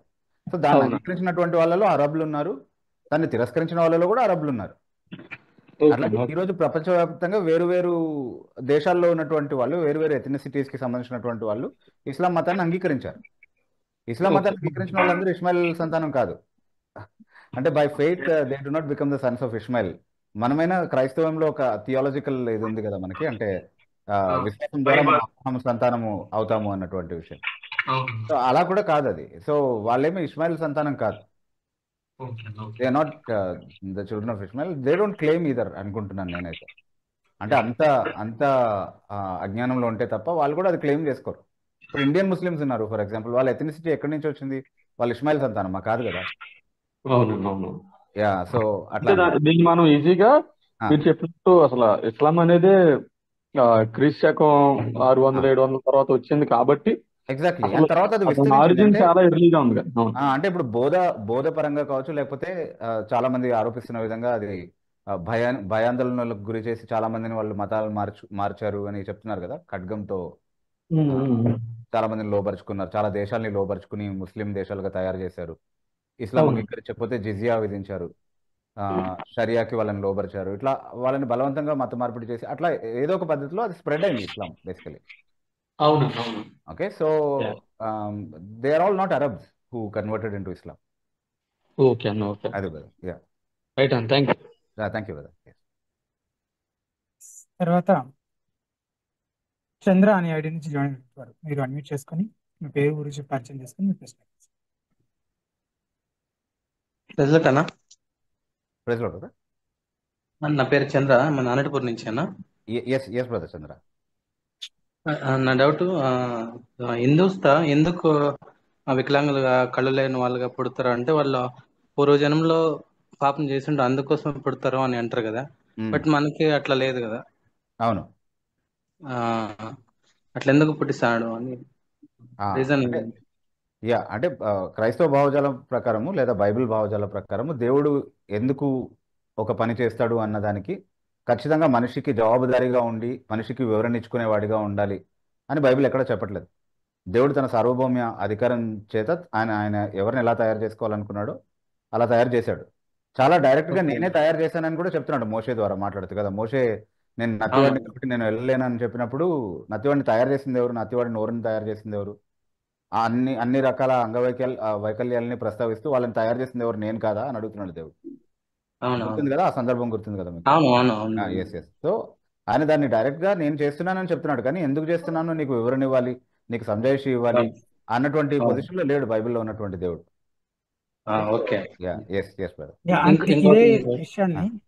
ఇదే విషయాన్ని ఏడబ్ల్యూ పింక్ గారి మాటల్లో ఒకసారి దాన్ని రీప్లేస్ చేస్తాను. ఇప్పుడు అనుకున్న విషయాన్ని ఏంటంటే, దేవుడు ఆయన రాసిన దేవుని సార్వభౌత్వం అనే పుస్తకంలో ఫస్ట్ చాప్టర్ లోనే సెకండ్ చాప్టర్ లో ఏమో ప్రస్తావిస్తారు దీని గురించి. మొక్కలన్నీ కూడా ఒకే ఎత్తు, ఒకే పొడుగు, ఒకే వెడల్పు, వాటి వేర్లు ఒకే లోతుగా ఉండేలాగా దేవుడు మొక్కలన్నిటిని ఒకే విధంగా చేయగలడు. అట్లా కాకుండా అసలు మనుషులు లెక్కించడానికి కూడా వీలు లేనంత వైవిధ్యంతో వాటిని సృష్టించగలడా? అలా కూడా చేయగలడు. సేమ్ ఇదే ప్రిన్సిపల్ ఆయన గ్రహాలను గురించి మాట్లాడతారు, జంతువులను గురించి మాట్లాడతారు. జంతువులు కూడా రకరకాల వాటిని అన్నిటిని గురించి సేమ్ ఇలాంటి క్వశ్చన్స్ రైజ్ చేసి, సో దేవుడు దేన్ని చూస్ చేసుకున్నాడు అంటే వైవిధ్యభరితంగానే తన సృష్టి ఉండాలనేది దేవుడు చూస్ చేసుకున్నాడు. అందుకే ఈ సృష్టి ఎలా ఉంది. కానీ మనం మొక్కల్ని లేకపోతే ఈ సృష్టిని చూసినప్పుడు ఎక్కడా రాని ప్రశ్న, కేవలం మన లోపలే ఎందుకు ఇంత వైవిధ్యం ఉంది అనే ప్రశ్న వస్తుంటది చాలా సార్లు. దానికి ఇందాక మీరు చెప్పినట్టుగా దేవుడు అలా వైవిధ్యభరితంగానే తన సృష్టిని, మానవ జాతిని కూడా దేవుడు అలాగే చేయాలని ఉద్దేశించాడు కాబట్టి మన ఫింగర్ ప్రింట్స్ మ్యాచ్ అవ్వట్లేదు. అండ్ ఇంకొకటి ఏంటంటే, ఇప్పుడు అంగవైకల్యం గలవారిని మనం చూసే విధానం వేరు, దేవుడు చూసే విధానం వేరు. ఆబ్వియస్ గా దేవుడు ప్రతి మనిషిని తన స్వరూపంలో చేసుకున్నాడని చెప్పినప్పుడు మన దృష్టికి వారు అలా కనిపిస్తుండొచ్చు, కానీ దేవుని దృష్టికి వారు అలా కనిపించట్లేదు. Every man is wonderful creation of God. దేవుడు చేసిన ఒక అద్భుతమైన సృష్టి. సో అలా చూడగలిగినప్పుడు ఇంకా దాంట్లో ఇలాంటి సమస్య, ఇలాంటి ప్రశ్నలు కూడా పెద్దగా రావద్దు. అంటే చాలా కారణాలు చూపించవచ్చు బైబిల్లో నుండి కూడా. అంటే ఇప్పుడు కొన్ని అంగవైకల్యాలు పాపం కారణంగా దేవుడు అనుమతించినట్టుగా ఉంది. కొన్నిసార్లు ఏమో దేవుని మహిమ ప్రదర్శించబడడానికి, అంటే నా బలహీనతలో ఆయన బలం ప్రదర్శించబడేటటువంటి విధంగా ఒక వ్యక్తికి ఒక వైకల్యాన్ని ఆయన కలిగించవచ్చు. ఇట్లాంటి కారణాలు విశ్లేషించుకోవచ్చు, లేదని కాదు. కానీ ఇప్పుడు మనం ఎన్ని కారణాలు చూపించినా కాదు ఇక్కడ ఏదో ఉంది అక్కడ ఏదో ఉంది అని ఏదో వాదిస్తూ ఉంటారు. అందుకని అల్టిమేట్ ఆన్సర్ ఏంటి అని అంటే, ఆయన ఎందుకు చేశాడో కొన్ని విషయాల్లో మనం విశ్లేషించి అర్థం చేసుకోవచ్చు. కొన్నిసార్లు మనకు తెలియదు అసలు. ఓకే, బట్ తెలియనంత మాత్రాన ఆయన చేసింది ఏమి తప్పు కాదు. ఆయన సంజయ్ చెప్పుకోడు అందరికీ అన్నది మాత్రమే అర్థం చేసుకోవాల్సిన పాయింట్. కానీ పాపం యొక్క కాన్సిక్వెన్స్ గా అనేది అయితే మనం డిటర్మిన్ చేయలేము. అది మనం డిటర్మిన్ చేయకూడదు. అది ఆయన చేయకూడదు. Yes that's not up to us to decide. But that is also one of the reasons అనేది గుర్తుపెట్టుకోవాలి. ఎస్ వన్ ఎందుకంటే ఆఫ్ ద ప్రిన్సిపల్ ప్రశ్న రీజన్. అడిగేటప్పుడు బ్రదర్ గత జన్మ పాపము అని వాళ్ళ విశ్వాసం అట్లుంది కదా అవునవును, అవును. మనకు అని గత కూడా జన్మ ప్రశ్న. పాపం లేదు, కానీ ఈ జన్మలో చేసిన పాపం ఈ జన్మలోనే ఒకే జన్మ ఉంటది కాబట్టి ఇందులోనే అవును. అనుభవించే అవకాశం ఉందా అంటే ఉంది ఖచ్చితంగా అట్లా. ఉంది. యా యా బ్రదర్ మీరు కంటిన్యూ చేయండి సార్. సార్ ఇంకోటి అది యోబు 14:4 ప్రకారం అదే సహితుడి నుంచి పాపరహితుడు పుట్టిన ఎంత మేలు అలా ఎవడు పుట్టినారు అంటే జన్మపాపం ఉందని కన్ఫర్మ్ చేస్తాను. అంతే కదా మరి. ఓకే కొంతమంది లేరు అని చెప్తా అంటారు కదా అందుకోసం. ఎస్ బ్రదర్, డైరెక్ట్ వర్స్ అది యాక్చువల్లీ. ఓకే ఇప్పుడు జన్మపాపం ఖచ్చితంగా ఉంటది మనకి. అవును బ్రదర్. యాక్చువల్లీ ఈ రెండు అంశాలకి సంబంధించి బ్రదర్ దేవుని సార్వభౌమత్వం అనేటటువంటి పుస్తకం ఏదైతే యశ్వంత్ బ్రదర్ ప్రస్తావించారో అది hitabodha.com అనే వెబ్సైట్ లో ఉంది, అది చదవండి. లింక్ కూడా ఒకవేళ కుదిరితే జూమ్ లో ఎవరైనా పోస్ట్ చేయడానికి ప్రయత్నం చేస్తారు. వెబ్సైట్ ఐడియా ఉంది కదా మీకు? ఐడియా చాలా ఉంది. ఓకే అందులో చూడండి. అట్లాగే ఈ ఆర్టికల్ కూడా ఉంది కదా, జన్మపాపం అనే టైటిల్ తో నేను రాసినటువంటి ఆర్టికల్ కూడా ఉంది, అది కూడా చూడండి. Okay thank you brother. తర్వాత సామ్రాట్ అనే ఐడి నుంచి జాయిన్ అవుతున్నారు, మీరు అన్మ్యూట్ చేసుకొని మీ పేరు ఊరి మీ ప్రశ్న అడగచ్చు. గుడ్ ఈవినింగ్ అన్న, బిబు అన్న అండ్ బ్రదర్ యశ్వంత్. నా పేరు సామ్రాట్, నేను అల్వాల్ నుంచి మాట్లాడుతున్నాను. హలో బ్రదర్ సామ్రాట్. అన్న నా ప్రశ్న ఇర్మియా గ్రంథం 9వ అధ్యాయం 24వ వచనంలో అతిశయించువాడు దేనిని బట్టి అతిశయింపవలనగా భూమి మీద కృప చూపుచు నీతి న్యాయములు జరిగించుచున్న యెహోవాను నేనే అని గ్రహించి నన్ను పరిశీలనగా తెలుసుకున్నట్టును బట్టి అతిశయింపవలను, అట్టి వానిలో నేను ఆనందించువాడునని యెహోవా సెలవిచ్చుచున్నాడు అన్న. ఇక్కడ నాకున్న ప్రశ్న ఏంటంటే, భూమి మీద కృప చూపుచు నీతి న్యాయములు జరిగించుచున్న యెహోవాను నేనే అని దేవుడు అక్కడ అంటున్నాడు.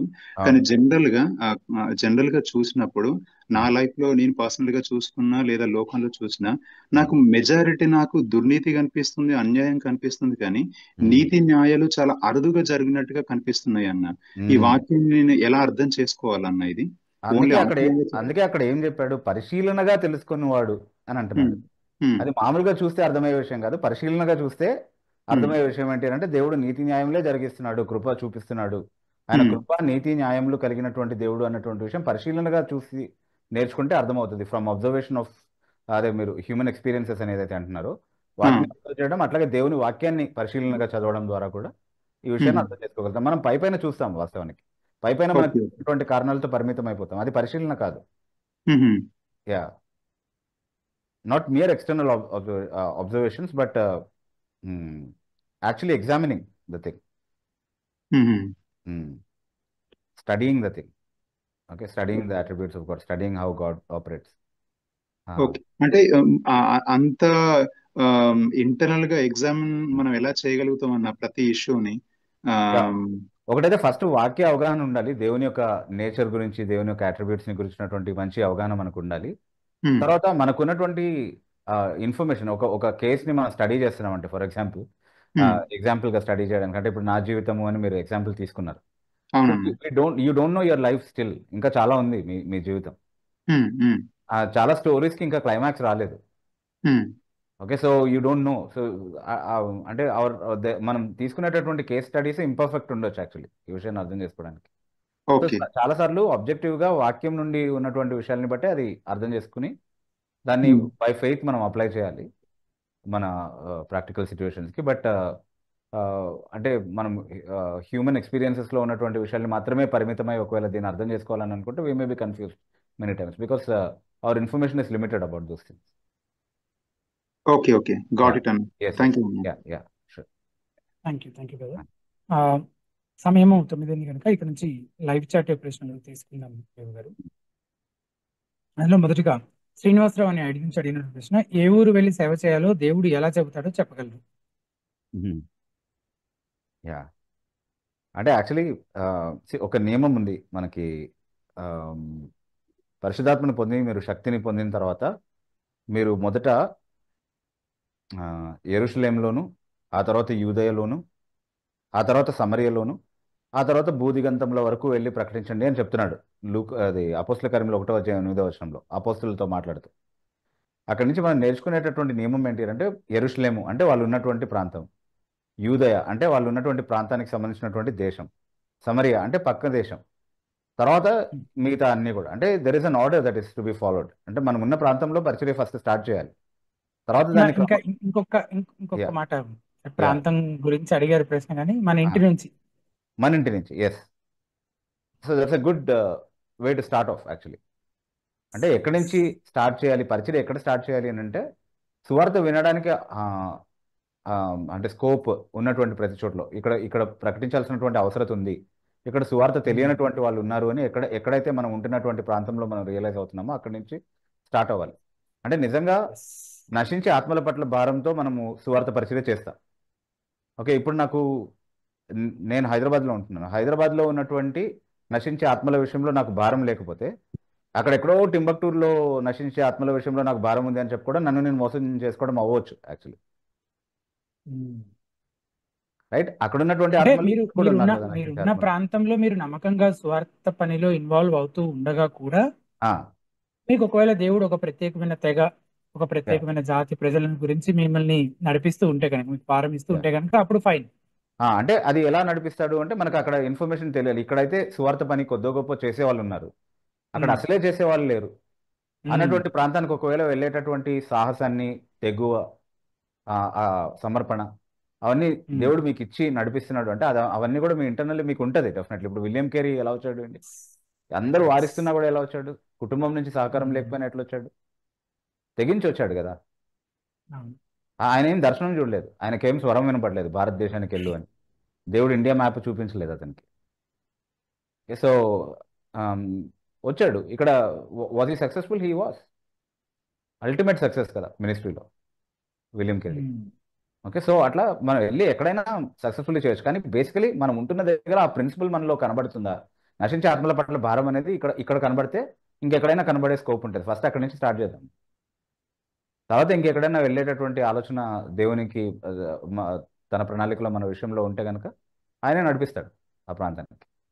బట్ దేవుడు నాకు చూపిస్తున్నాడు, దేవుడు దర్శనంలో చూపించాడు, ఇట్లా చెప్పేటటువంటి వాళ్ళు చాలామంది ఉన్నారు.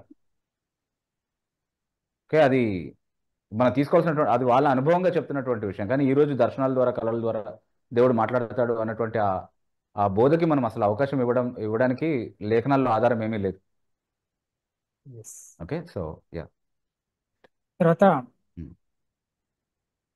హరిప్రియ అని అడిగిన ప్రశ్న, in Matthew 5:34 Jesus says do not swear at all, however during marriage ceremonies we often make vows in God's name.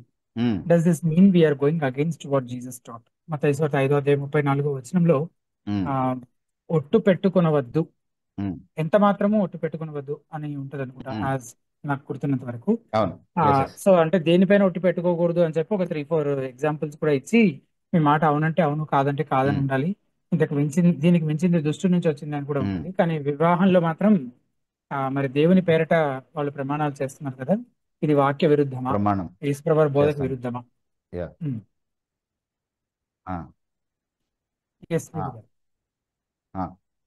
ఇది యేసుప్రభు బోధకు. మత్తయి సువార్త 5వ అధ్యాయంలో యేసుక్రీస్తు ప్రభు ఏం చెప్తున్నారు? yes are you able to hear me brother? yes, కొంచెం ఏదో లాగ్ ఉన్నట్టుంది నేను మాట్లాడుతున్న దానికి మీ రెస్పాన్స్. లాగ్ నా సైడ్ ఉందా? yes మీరు కంటిన్యూ చేయండి. ఓకే, ఒకవేళ బ్రేక్ అవుతే కనుక చెప్పండి. Okay, just let me know. Sure. Yeah so మత్తయి సువార్త 5వ అధ్యాయంలో 17వ వచనంలో ప్రభు చాలా స్పష్టంగా ఒక మాట చెప్తున్నాడు, నేను ధర్మశాస్త్రాన్ని అయినను ప్రవక్తల వచనాన్ని అయినను కొట్టివేయడానికి రాలేదు అంటున్నాడు. సో ధర్మశాస్త్రంలో ఇవ్వబడినటువంటి ఒట్టు పెట్టుకునేటటువంటి అనుమతి ఏదైతే ఉందో, ఒట్టు పెట్టుకునేవాడు యెహోవా నామంలోనే ఒట్టు పెట్టుకోవాలి అన్నటువంటి నియమం ఉంది. ద్వితీయోపదేశకాండం 8వ అధ్యాయంలో అనుకుంటాను అది. And by his name shall he swear అని ఉంది. దేవుడు కూడా తనకంటే ఉన్నతమైనటువంటి వ్యక్తి ఎవరు లేరు కాబట్టి ఆయన ప్రమాణం చేయాల్సి వచ్చినప్పుడు తన నామాన్ని బట్టే ప్రమాణం చేశాడు అన్నటువంటి మాట చదువుతున్నాము. సో ప్రమాణం చేయడమే పాపం కాదు. ధర్మశాస్త్రం అనుమతించి ఆమోదించినటువంటి ఒక ఒట్టు పెట్టుకునే విధానాన్ని యేసుక్రీస్తు ప్రభు ఇక్కడేమి కాదనట్లేదు, అది నేను చేయట్లేదని చెప్పేశాడు ఆయన. కానీ దేన్ని ఖండిస్తున్నాడు లేకపోతే దేన్ని నిషేధిస్తున్నాడు అని అంటే 5వ అధ్యాయం 20వ వచనంలో చెప్తున్నాడు, మీ నీతి శాస్త్రుల నీతి కంటేను పరిసయ్యుల నీతి కంటేను అధికం కాకపోతే మీరు దేవుని రాజ్యంలోనికి ప్రవేశించరు అంటున్నాడు. అంటే శాస్త్రులు పరిసయ్యులు ఈ నియమాన్ని, అన్ని నియమాలని ఎలాగైతే వాళ్ళు వక్రీకరిస్తూ వచ్చారో అట్లాగే ఒట్టు పెట్టుకునేటటువంటి నియమాలని కూడా వాళ్ళు వక్రీకరించి ప్రజల్ని తప్పుదోవ పట్టించేటటువంటి ప్రయత్నం చేస్తున్నారు. అందుకే వాళ్ళు యెహోవా నామంలో ఒట్టు పెట్టుకోకుండా పరలోకం ద్వారా, పరలోకము పేరట ఒట్టు, భూమి పేరట ఒట్టు, లేకపోతే యెరూషలేం పేరట ఒట్టు, నీ తల మీద ఒట్టు, ఇట్లాంటివన్నీ నేర్పించారనమాట ప్రజలకి. అంటే వాళ్ళు ఎందుకు నేర్పించారంటే యెహోవా నామంలో ఒట్టు పెట్టుకుంటే ఖచ్చితంగా దాన్ని నెరవేర్చాలి కాబట్టి, వేరే దానికి దేవుని కంటే తక్కువ వాటి పైన ఒట్టు పెట్టుకుంటే అది మాటిచ్చి కూడా తప్పేటటువంటి అవకాశం ఉంది. ఆ వెసులుబాటు కోసం ఇలా చేసుకుందాం అన్నటువంటిది వాళ్ళు కొన్ని నియమాలు పెట్టుకున్నారు. ఇదేం మనం సొంతంగా చెప్పుకునేటటువంటిది కాదు. మీరు మత్తయి సువార్త 23వ అధ్యాయంలో కూడా 16వ వచనం 17వ వచనం నుండి అలా చదివితే చాలా క్లియర్గా ఆలయం ద్వారా ఒట్టు పెట్టుకునేటటువంటి వాడు దానికి బద్ధుడు అవుతాడని, కానీ ఆలయంలో ఉన్నటువంటి ఆ బద్ధుడు అవ్వడని, కానీ ఆలయంలో ఉన్నటువంటి బంగారాన్ని బట్టి ఎవరన్నా ఒట్టు పెట్టుకుంటే వాడు దానికి బద్ధుడు అవుతాడని పరిసయ్యులు బోధిస్తున్నట్టుగా, అట్లాగే బలిపీఠాన్ని బట్టి ఒట్టు పెట్టుకుంటే ఏమీ లేదు, కానీ బలిపీఠం పైన ఉన్నటువంటి ఆ అర్పణ ఏదైతే ఉందో దాన్ని బట్టి ఒట్టు పెట్టుకునేటటువంటి వాడు దానికి బద్ధుడు అవుతాడని, ఇట్లాంటి నియమాలన్నీ నేర్పిస్తూ వచ్చారు శాస్త్రులు పరిసయ్యులు. దాన్ని ఖండించాడు ప్రభు. దాన్ని ఖండిస్తూ చెప్పినటువంటి మాటని తీసుకుని వచ్చి అసలు యెహోవా నామంలో కూడా అవసరమైనటువంటి చోట ప్రమాణాలు చేయకూడదు, ఒట్టు పెట్టుకోకూడదు అన్నది తప్పు. అయితే యెహోవా నామంని వ్యర్థంగా ఉచ్చరించకూడదు అన్నటువంటి నియమం ఉంది కాబట్టి అనవసరమైనటువంటి విషయాల్లో అనాలోచితంగా ఒట్టు పెట్టుకునేటటువంటి ఒక సంస్కృతిలోనికి దేవుని పేరును ఏడవడం అనేది ఆ ఆజ్ఞకు ఉల్లంఘన అవుతుంది. అలా చేయకుండా నిజంగా అవసరమైనటువంటి చోట ప్రమాణం చేయాలి, సరిగా ప్రమాణం చేయాలి అన్నటువంటి పరిస్థితుల్లో, వివాహం కావచ్చు లేకపోతే అలాంటి గంభీరమైనటువంటి పరిస్థితుల్లో, మనుషుల మధ్యలో ఉన్నటువంటి సంబంధాల్లో నమ్మకం కుదరడానికి అవసరమైనటువంటి పరిస్థితుల్లో, సాక్ష్యం చెప్పేటటువంటి సమయాల్లో, అట్లాంటి పరిస్థితుల్లో ప్రమాణం చేయాల్సి వచ్చినప్పుడు, ఒట్టు పెట్టుకోవాల్సి వచ్చినప్పుడు యెహోవా నామంలోనే ఒట్టు పెట్టుకోవాలి అన్నటువంటి నియమాన్ని పాటించే వారిగా ఉండాలి మనం ఖచ్చితంగా. సో ఒట్టు పెట్టుకోవడం నిషేధం కాదు, అది దాన్ని క్రమపరుస్తూ చెప్పినటువంటి మాట ప్రభు అనేది మనం అర్థం చేసుకోవాలి. ఆయన సొంత మాటల్లోనే కాంటెక్స్లో మనం చూసినప్పుడు అది చాలా క్లియర్గా అర్థమవుతుంది. తర్వాత వరుణ్ బాబు అనే ఐడియా నుంచి అడిగిన ప్రశ్న, some people believe that creation started around 6000 years ago. Is it correct or wrong? సృష్టి 6000 సంవత్సరాల క్రితం చేయబడింది అని కొందరు నమ్ముతున్నారు. అది సరైనదేనా కాదా? ఎస్, డెఫినెట్లీ అలా నమ్మడానికి చాలా ఆధారాలు ఉన్నాయి. దానికి సంబంధించినటువంటి వివరణ కూడా ఆదికాండము 1వ అధ్యాయము వ్యాఖ్యానంలో చాలా స్పష్టంగా మేము రాసాము. సో హితబోధ.com వెబ్సైట్ ఒకవేళ మీకు పరిచయం ఉంటే కనుక, లేదా దాన్ని గుర్తుపెట్టుకోండి, నోట్ చేసుకోండి. హితబోధ.com అనేటటువంటి వెబ్సైట్లో ఆదికాండం 1వ అధ్యాయానికి సంబంధించినటువంటి వ్యాఖ్యానంలో 6000 సంవత్సరాల ముందే ఎందుకు భూమి సృష్టింపబడింది, దానికి అలా నమ్మడానికి ఉన్నటువంటి ఆధారాలు ఏంటి అన్నటువంటి విషయాలను కూడా ప్రస్తావించడం జరిగింది అనమాట. అది మీరు దయచేసి చదవండి. తర్వాత డెజర్ట్ రోజ్ అనే ఐడియా నుంచి అడిగిన ప్రశ్న, as believers we are asked to love our neighbors. Should this love be the same for believers and non-believers, or should we be partial to believers when faced with a choice? విశ్వాసులంగా మనం మన పొరుగు వారిని ప్రేమించడానికి పిలువబడ్డాము, కానీ ఆ ప్రేమ అవిశ్వాసుల పట్ల సమానంగా ఒకే విధంగా ఉండాలా, లేకపోతే విశ్వాసి అవిశ్వాసిని పక్కపక్కనే పెట్టి ఇద్దరిలో ఎవరో ఒకరిని ప్రేమించాల్సి వచ్చినప్పుడు విశ్వాసుల పట్ల మనం విశ్వాసులకు ఎక్కువ ప్రాధాన్యత ఇవ్వాలా? విశ్వాసులు అవిశ్వాసులకు సంబంధించినటువంటి నియమము నిన్ను వలె నీ పొరుగువాన్ని ప్రేమించాలి అన్నటువంటి నియమం. కానీ సంఘంలో విశ్వాసుల మధ్యలో ఉండేటటువంటి ప్రేమ గురించి మాట్లాడుతున్నప్పుడు, నేను మిమ్మల్ని ప్రేమించినట్లుగా మీరు ఒకరినొకరు ప్రేమించుకొనుడి, దీని వలన లోకం మీరు నాకు చెందిన వారు అని తెలుసుకుంటారు అన్నటువంటి మాట చెప్తున్నాడు ప్రభు. యోహాను సువార్త 13వ అధ్యాయము 33-34 వచనాలు మనం చదివినప్పుడు, అట్లాగే సహోదర ప్రేమ గురించి ప్రత్యేకంగా వాక్యం మాట్లాడుతోంది. 1 యోహాను పత్రిక 3వ అధ్యాయంలో 14వ వచనం నుంచి 16వ వచనం వరకు ఉన్నటువంటి వాక్యాలు సహోదర ప్రేమ గురించి మాట్లాడుతుంది. అంటే సంఘంలో ఉండాల్సినటువంటి విశ్వాసుల మధ్యలో ఉండాల్సినటువంటి ప్రేమను గురించి మాట్లాడుతుంది. అంటే అది ఇన్ జనరల్ గా మనము నీ పొరుగువాన్ని ప్రేమించు అని చెప్పిన ఆజ్ఞలో చెప్పబడిన విషయాలకి కంటే ఎంతో భిన్నమైన ప్రత్యేకమైన ప్రేమ ఇది అంటారు. ఎస్, అంటే అది అంటే ఒక కుటుంబంగా ఏర్పడినటువంటి ఒక సమాజంతో కలిగేటటువంటి ప్రేమకి సాధారణంగా మనం అందరం తోటి మానవులుగా కలిగి ఉండాల్సినటువంటి ప్రేమపూర్వకమైనటువంటి వ్యవహారానికి మధ్యలో ఉన్నటువంటి వ్యత్యాసం అనమాట. అంటే ఇప్పుడు నా కుటుంబంలో ఉన్నటువంటి వాళ్ళని పక్కింట్లో ఉన్నటువంటి వాళ్ళని ఒకేలాగా ప్రేమిస్తానంటే డెఫినెట్లీ న్యాచురల్ గానే దాంట్లో ఒక డిఫరెన్స్ ఎలాగైతే ఉందో, అట్లాగే విశ్వాస గృహానికి చెందినటువంటి వారిని ప్రేమించడంలోను, ఈ లోకానికి చెందినటువంటి వారిని, ప్రభువుని పట్టించుకున్నటువంటి వాళ్ళని ప్రేమించడంలోను వ్యత్యాసం న్యాచురల్ గానే ఉంటుంది. అది సహజంగా లేదా సహజాతీతంగా ఇంకా చెప్పుకోవాలంటే దేవుడు తన రక్షణ ద్వారా కలిగించేటటువంటి వ్యత్యాసం అని చెప్పుకోవాలి. Okay, so yeah, that's what it is. Yes. తర్వాత ప్రశాంత్ అని అడిగిన ప్రశ్న, యోహాను సువార్త 7వ అధ్యాయం 53వ వచనం నుంచి 8వ అధ్యాయం 11వ వచనం వరకు seems to be absent in early manuscripts. అంటే ఈ వాక్య మళ్ళీ భాగం ఒకసారి రెఫరెన్స్ మళ్ళీ ఒకసారి చెప్తారా?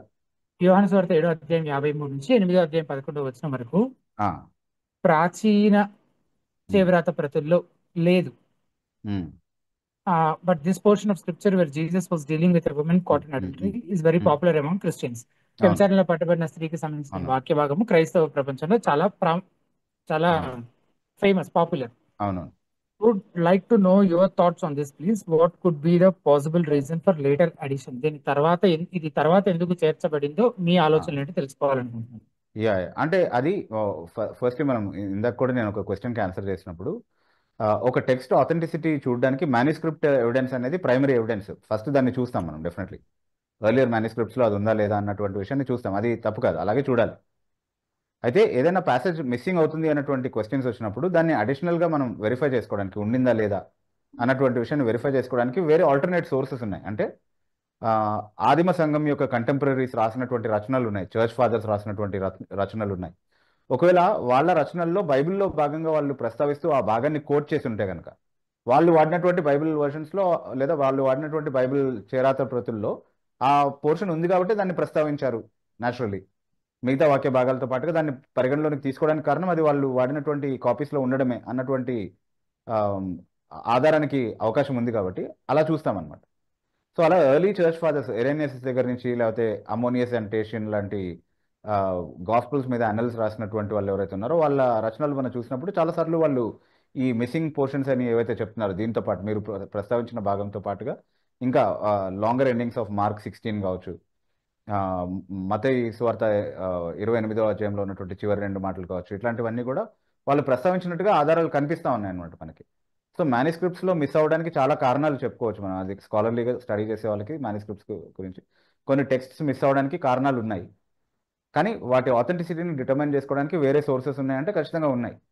దాన్ని బట్టి వాటిని ఆథెంటిక్గానే రిగార్డ్ చేస్తూ ఉన్నాం. కానీ ఒక విషయం, ఒకవేళ జాన్ చాప్టర్ 7:53 నుంచి చాప్టర్ 8:11 వరకు ఉన్నటువంటి భాగం బైబిల్లో ఒకవేళ లేదు అని అనుకుందాం, లేకపోయినా కూడా, అంటే జస్ట్ ఆర్గ్యుమెంట్స్ చెప్తున్నటువంటి మాట, లేదని నేను చెప్పట్లేదు. ఒకవేళ లేకపోయినా బైబిల్ అది వరకు బోధించినటువంటి ఏ విషయంలో కూడా లోపమేమీ ఏర్పడట్లేదు, ఏ సిద్ధాంతాన్ని అది మార్చట్లేదు వాస్తవానికి. కాబట్టి there is no material alteration that is happening in the Bible. Or ఈ భాగాన్ని పెట్టడం ద్వారా అది వరకు లేనటువంటి కొత్త అదనంగా కొత్త నియమాలు ఏమీ కూడా రావట్లేదు బైబిల్లోకి. అంటే ఇది ఈ వాక్య భాగాన్ని ఉంచడం ద్వారా బైబిల్ ఇది వరకు బోధించినటువంటి కొత్త నియమాలు ఏమీ కూడా బైబిల్లో చేర్చబడట్లేదు. దాన్ని తొలగించడం ద్వారా బైబిల్లో ఉన్నటువంటి నియమాలు ఏమీ మారట్లేదు. అలాంటప్పుడు దాన్ని మార్చడం ద్వారా ఎవరికి ప్రయోజనం కలిగింది? ఏ సిద్ధాంతాన్ని కలపడానికి, లేకపోతే ఏ సిద్ధాంతాన్ని చెరపడానికి దాన్ని కలపడం కానీ తీసేయడం కానీ చేసి ఉంటారు? అలాంటి అవకాశం లేదు కాబట్టి, అలాంటి ఉద్దేశాలు ఏమీ నెరవేరే స్కోప్ లేదు కాబట్టి, అంటే ఇంటెన్షనల్ ఇంటర్పోలేషన్ ఏదైనా ఉందని చెప్పడానికి స్కోప్ లేదనమాట.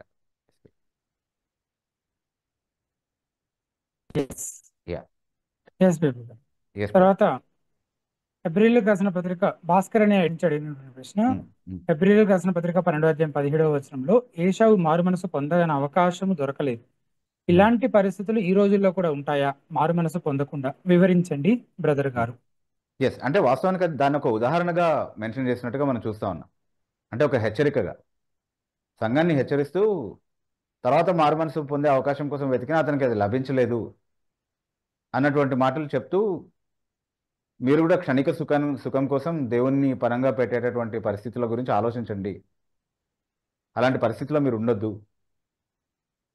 ఇప్పుడు క్షణికంగా ఏదో శ్రమను తప్పించుకోవడం కోసం సువార్తను మీరు పణంగా పెట్టొద్దు. అలా చేసేటటువంటి వారిగా ఉంటే కనుక మీకు ఒకసారి మీరు ఈ సువార్తను తిరస్కరించి పక్కకి వెళ్ళిపోతే, అంటే హెబ్రీలు ఉన్నటువంటి పరిస్థితి అదనమాట. వాస్తవానికి శ్రమ కారణంగా చాలామంది మళ్ళీ యూదా మతంలోనికి తిరిగి వెళ్ళాలని అన్నటువంటి ఆలోచనలో ఉన్నారు. వాళ్ళు చాలా హింసకు గురి చేయబడ్డారు కాబట్టి.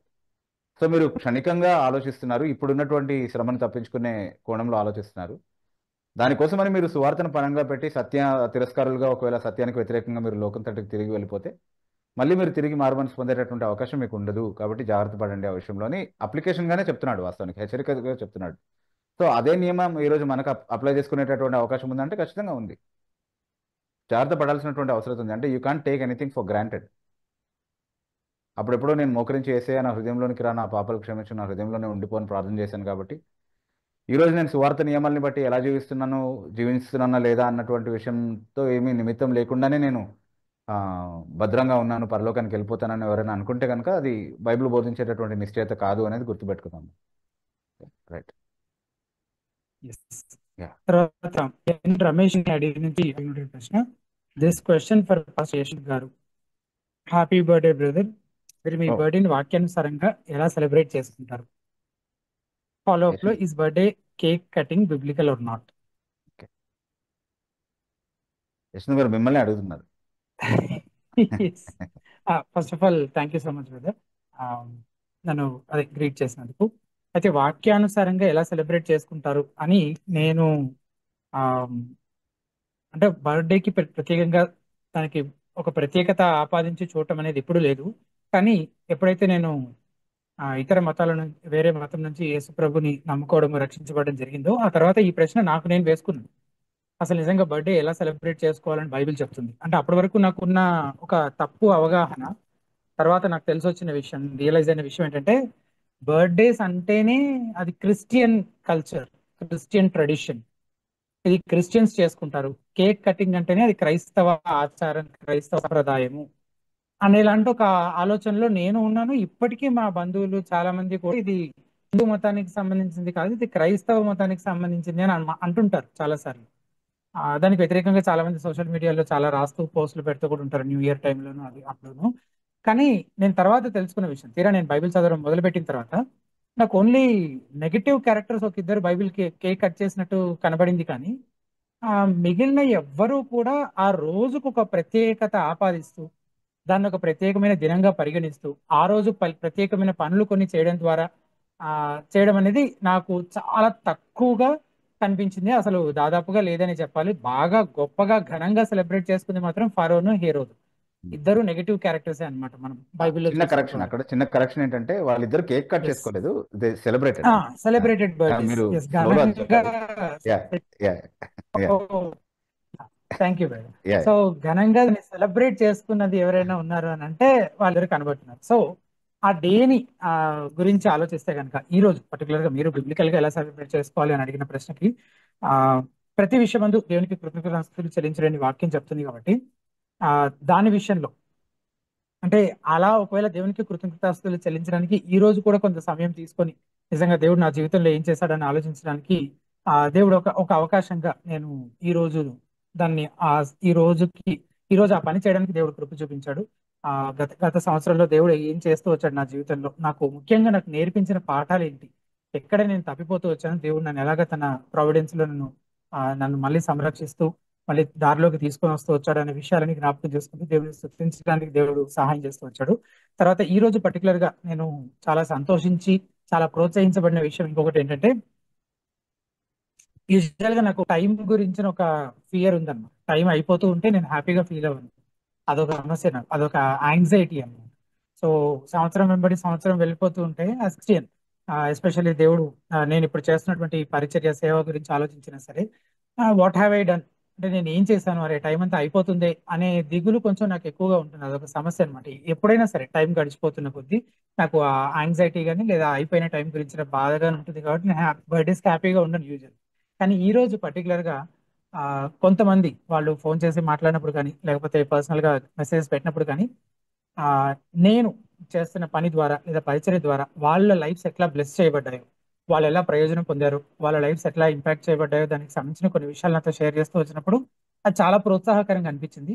అండ్ అది నన్ను యాక్చువల్లీ మళ్ళీ రీకమిట్ చేసుకోవడానికి, అంటే నేను చేస్తున్న పని ఇంకా ఫెయిత్ఫుల్ గా, ఇంకా నమ్మకంగా నేను చేయగలగటానికి సహాయం చేసేలాగా దేవుని కృప కొరకు వెళుతూ నన్ను నేను తిరిగి దేవునికి సమర్పించుకునేలాగా నన్ను అది ఎంకరేజ్ చేస్తూ వచ్చింది. సో గివింగ్ థ్యాంక్స్, దేవునికి చెల్లించి గడిచిన సంవత్సరాన్ని అంతటిని బట్టి, అలాగే ముందున్న సంవత్సరం అంతా ఇంకా ఫెయిత్ఫుల్ గా నేను దేవునిలో వాడబడేలాగా దేవుని సహాయం కొరకు వేడుకుంటూ దేవుని సన్నిధిలో సమయం గడపటమే వాక్యానుసారంగా నేను చేసేటువంటి ఒకే పని అని నేను అర్థం చేస్తాను. ఇక కేక్ కటింగ్ విషయానికి వస్తే దాని చరిత్ర గురించి నేను గూగుల్లో ఉన్న డేటాని బేస్ చేసుకొని నేను ఒక చిన్నపాటి సర్వే చేసినప్పుడు అది గ్రీక్, రోమన్ అలాగే ఈజిప్షియన్ కల్చర్స్ లో ఒకటి ఏమో విగ్రహారాధన సంబంధమైన మూలాలు ఉన్నట్టుగా కొన్ని ఆధారాలు ఉన్నాయి. అలాగే ఇంకొకటి ఏమో రాజులనే దేవుళ్ళుగా పరిగణిస్తూ చేసినటువంటి అలాంటి సందర్భాల్లో కూడా పాటించిన ఆచారంగా కేక్ కటింగ్ అనేది కనబడుతుంది అనమాట. కొన్ని చోట్ల అయితే ఆ క్యాండిల్స్ అన్ని పెట్టడం ద్వారా దాన్ని ఒక మూన్ షేప్ లో చేయడం ద్వారా అది మూన్ గాడెస్ కి సంబంధించింది అని చెప్పడం. సో ఇట్లాంటి బ్యాక్గ్రౌండ్స్ నుంచి వచ్చింది. ఏదైతే నేను యేసుప్రభుని నమ్ముకోక ముందు, కన్వర్ట్ అవ్వక ముందు నేను ఏదైతే ఇదంతా క్రిస్టియన్ అని అన్నానో దానికి పూర్తి భిన్నంగా బైబిల్లో ఎక్కడ కనిపించకపోగా దాని మూలాలు పేగన్ ఆరిజిన్స్ లో ఉన్నాయన్నమాట. అంటే అన్య మత సాంప్రదాయాలు, అన్య మత ఆచారాలలో, విగ్రహారాధన సంబంధమైన విషయాలలో వాటి మూలాలు కనబడుతున్నాయి. తర్వాత అది సోషలైజ్ అంటే జనరల్ గా అందరూ చేసుకోగలిగేటువంటి ఒక దానిలాగా మారిపోయింది. కాకపోతే బైబిల్ చెప్పని ఒక ఆచారాన్ని చేయడం కంటే చెప్పింది చేస్తూ చెప్పని విషయాలను పక్కన పెట్టడమే మంచిది అని నాకు అనిపించింది. కాబట్టి నా వ్యక్తిగతంగా ఆ విషయంలో దాన్ని నేను కానీ మా స్థానిక సంఘం కానీ కేక్ కటింగ్ ప్రాక్టీస్ ని మేము చేయము. దానికి బదులుగా మేము అందరం చక్కగా గ్యాదర్ అవ్వడం, అందరం సహవాసం చేయడం, దేవుని స్తుతించడం, దేవుని గురించిన సంగతులు వీలైతే ఇంకొక నలుగురిని పిలిచి చెప్పడం, ఇలాంటి వాటితోటి మమ్మల్ని మేము ఆక్యుపై చేసుకోవడానికి ప్రయత్నం చేస్తాం అనమాట.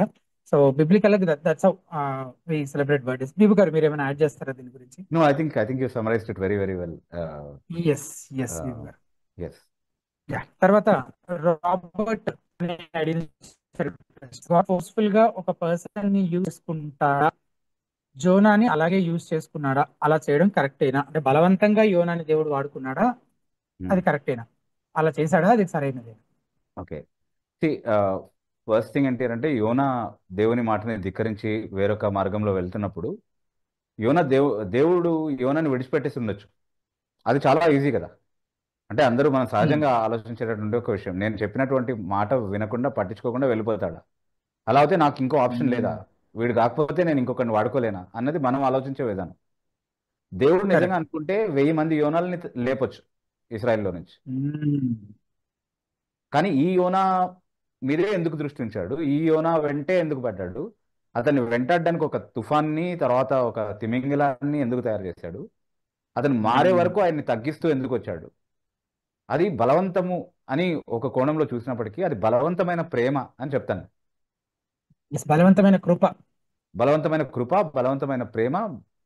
అంటే బలవంతంగా తన బలాన్ని చూపించడంతో పాటుగా తన ప్రేమ ఎంత బలమైనది అన్నటువంటి విషయాన్ని కూడా చూపించాడు యోనా పట్ల. తనని ధిక్కరించి తిరస్కరించినటువంటి తండ్రికి కుమారుని పట్ల ఉండేటువంటి ప్రేమ. Exactly, yeah. ఒక యజమానికి బానిస పైన ఉండేటువంటి అజమాయిషి లేకపోతే అది కాదు. ఎగ్జాక్ట్లీ, అంటే అపోస్తలుడు చెప్పినట్టుగా క్రీస్తు ప్రేమ మమ్మను బలవంత పెట్టుచున్నది అని అంటాడు, చూసారా? సో అలా యోనా కూడా దేవుడు ఎంతగా నా పైన లక్ష్యం ఉంచాడు అన్నటువంటి విషయాన్ని ఆలోచించగలిగే విధంగా అతని జీవితంతో వ్యవహరించాడు దేవుడు. అది ఆయన కృప మాత్రమే. అందులో అది కరెక్టా అని అడిగితే వాస్తవానికి అది నిజానికి అదొక ఆశీర్వాదం అలా ఉండడం అనేది. దేవుడు మన పట్ల అలాంటి మనసు కలిగి ఉండడం అనేది. ఆయన మనల్ని వదిలిపెట్టేస్తే అప్పుడు ఆలోచించాలి మనం, బాబోయ్ ఇదేదో ప్రమాదకరంగా ఉంది, నేను అప్పుడు మార్గంలో వెళ్తున్నప్పటికి కూడా దేవుడు నన్ను పట్టించుకోవట్లేదంటే there is something to worry about. కానీ నన్ను గద్దించి, నన్ను దండించి, నన్ను సరిచేసి మళ్ళీ తన మార్గంలో తీసుకొస్తున్నాడు అంటే అది ఎంత నిరీక్షణనిచ్చేటటువంటి విషయం. అంటే ఒక తండ్రికి ఉన్నటువంటి సంబంధాన్ని నాతో దేవుడు కలిగి ఉన్నాడు. అంటే ఒక తండ్రి లాంటి నన్ను తన బిడ్డగా చూస్తున్నాడు కాబట్టి నన్ను క్రమశిక్షణ చేస్తున్నాడు. అంటే తండ్రి ఎవరిని క్రమశిక్షణ చేస్తాడు? తన బిడ్డలనే క్రమశిక్షణ చేస్తాడు, పక్కింటి వాళ్ళని ఎందుకు క్రమశిక్షణ చేస్తాడు?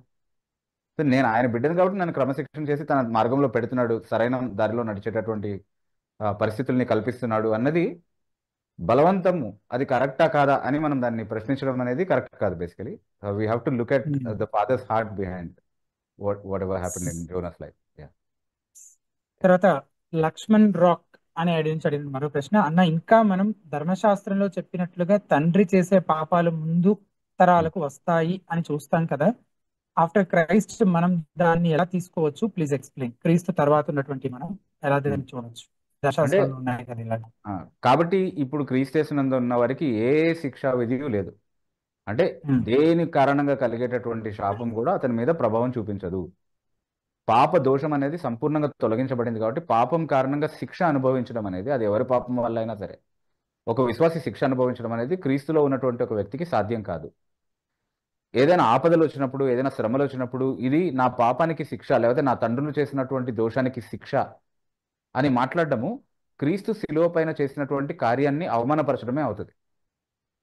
ఎందుకంటే క్రీస్తు నా స్థానంలో శిలువ పైన నేను పొందాల్సినటువంటి శిక్షను సంపూర్ణంగా పొందాడు అని బైబిల్ బోధిస్తుంది. అది నా విశ్వాసం అయితే కనుక, అలాంటి విశ్వాసం లేకపోతే అసలు నాకు రక్షణే లేదు. అది నిజంగా నా విశ్వాసం అయితే కనుక ఇప్పటికీ నేను నా పాప పర్యవసానాన్ని అనుభవిస్తున్నాను అని అనుకునేటటువంటి ప్రతి విశ్వాసి కూడా యేసుక్రీస్తు ప్రభు శిలువ పైన చేసినటువంటి కార్యాన్ని అవమానపరుస్తున్నాడు. అలా ఆలోచించడానికి వీల్లేదు. తండ్రి యొక్క క్రమశిక్షణ చేసేటటువంటి బెత్తాన్ని ఈరోజు మనం అనుభవించవచ్చేమో కానీ తీర్పరిగా దేవుని ఖడ్గాన్ని మనం అనుభవించడం అనేది ఎప్పుడు సాధ్యపడదు. అది మనం గుర్తుపెట్టుకుందాం.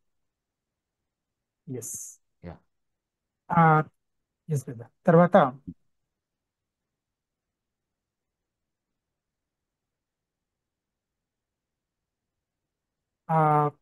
చక్రవర్తి అని అడిగిన ప్రశ్న, if God loves the sinner but hates the sin and it is the sinner sent to hell, how is that fair? Does he simply expect us to act righteously, and why does he punish the sinner instead of just the sin? దేవుడు పాపిని ప్రేమించి పాపాన్ని ద్వేషిస్తాడు అని అంటే అప్పుడు నరకానికి పాపిని పంపించడం ఎందుకు? అది న్యాయం ఎలా అవుతుంది? ఆయన పాపిని పనిష్ చేయడం బదులు, శిక్షించడానికి బదులు పాపాన్ని శిక్షించవచ్చు కదా. అది ప్రశ్న. ఆయన పాపాన్ని ద్వేషించి పాపిని ప్రేమిస్తున్నాడు అన్నటువంటి మాట బైబిల్లో ఎక్కడుందో ఫస్ట్ మనం నిర్ధారించుకోగలిగితే ఆ తర్వాత దాన్ని అజ్యూమ్ చేసుకుని మిగతా ఆర్గ్యుమెంట్స్ లోకి మనం వెళ్ళాలా వద్దా అనేది ఆలోచించవచ్చు. బైబిల్లో ఉన్నటువంటి స్టేట్మెంట్ కాదు అది. అది బైబిల్లో ఉన్నటువంటి స్టేట్మెంట్ గా చాలా మంది పాపులరైజ్ చేసినటువంటి ఒక ప్రావర్బ్ లాంటిది అనమాట. It is not true in fact in it's true sense. సరైనది కాదు. అంటే మీ క్వశ్చన్ లోనే ఆన్సర్ ఉంది. దేవుడు పాపిని నరకంలోనికి పంపిస్తున్నాడు, పాపిని దేవుడు ద్వేషిస్తాడు. ఓకే, పాపాన్ని మాత్రమే కాదు. అయితే ఏ పాపినైతే ఆయన పాపం నుండి రక్షిస్తాడో ఆ పాపిని ప్రేమిస్తాడు, పరిశుద్ధుడిగా మారుస్తాడు. అలా మార్పు లేనటువంటి పాపిగానే మిగిలిపోయేటటువంటి ఒక పాపి పట్ల ఆయన ప్రేమ కలిగి ఉండి ఎంతో ప్రేమతో నరకంలో వాళ్ళని వేసి నిత్యత్వంలో నరకంలోనే ప్రేమగా కొనసాగనిస్తున్నాడు అని అనుకోవడము అంటే ఏ తర్కంతో పొసుగుతుందో ఆలోచించండి. Okay, so yeah right. తర్వాత Benhur Daniel without asking us to do so, or shall we have to forgive others when the guilty asked us to forgive? Please explain. మీరు ఫస్ట్ స్టేట్మెంట్ చదివినప్పుడు కొంచెం వాయిస్ బ్రేక్ అయింది. Can we forgive others? మీరు తెలుగులో చెప్పేసండి question. Without asking us. కొంచెం కష్టంగా తెలుగులో అనువదించండి దాన్ని, ఎందుకంటే నాకు మీ వాయిస్ బ్రేక్ అయింది మళ్ళీ మీరు చదువుతున్నప్పుడు. అదే నేను తెలుగులో అనువదించడమే కష్టంగా ఉంది. Can we forgive others without asking us to do so? అంటే వాళ్ళు అడగకుండానే మనం వాళ్ళని క్షమించొచ్చా వేరే వాళ్ళని అని అడుగుతున్నట్టున్నారు brother. Or shall we have to forgive others when the guilty asked us to forgive? అదే అంటే వాళ్ళు క్షమించమని అడిగినప్పుడే క్షమించాలా, లేకపోతే ఊరికనే క్షమించేస్తే సరిపోతుందా అని, వాళ్ళు అడిగినా అడగకపోయినా. అయితే ఒక మాట చదువుతారా త్వరగా యశ్వంత్ గారు? లూకాసు వార్త 17వ అధ్యాయం 3వ వచనం. లూకా 17:3. మేబీ టైం తక్కువగా ఉన్నట్టుంది, but will try to finish it. No yeah లూకా 17:3.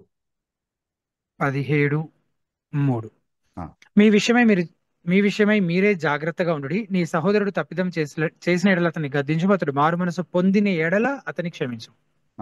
కంటిన్యూ.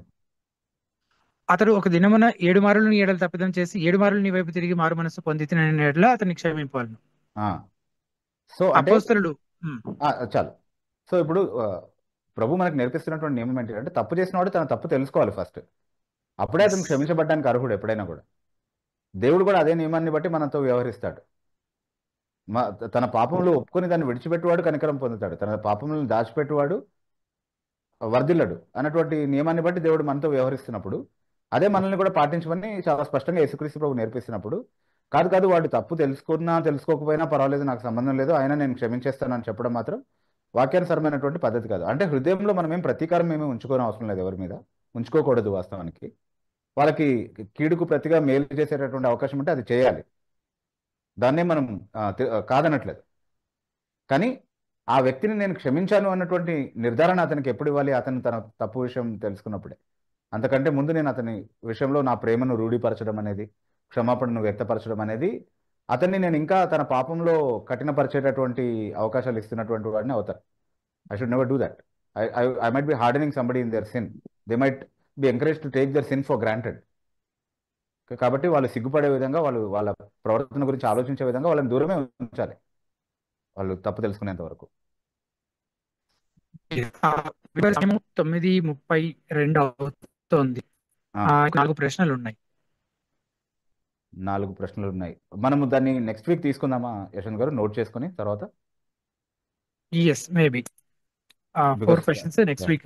yes ఎందుకంటే అదేదో మనము ఫార్మాలిటీగా ఫినిష్ చేసేసుకోవడం కాదు కదా, కొంచెం నిదానంగా చెప్తేనే హెల్ప్ఫుల్ గా ఉంటుంది కాబట్టి.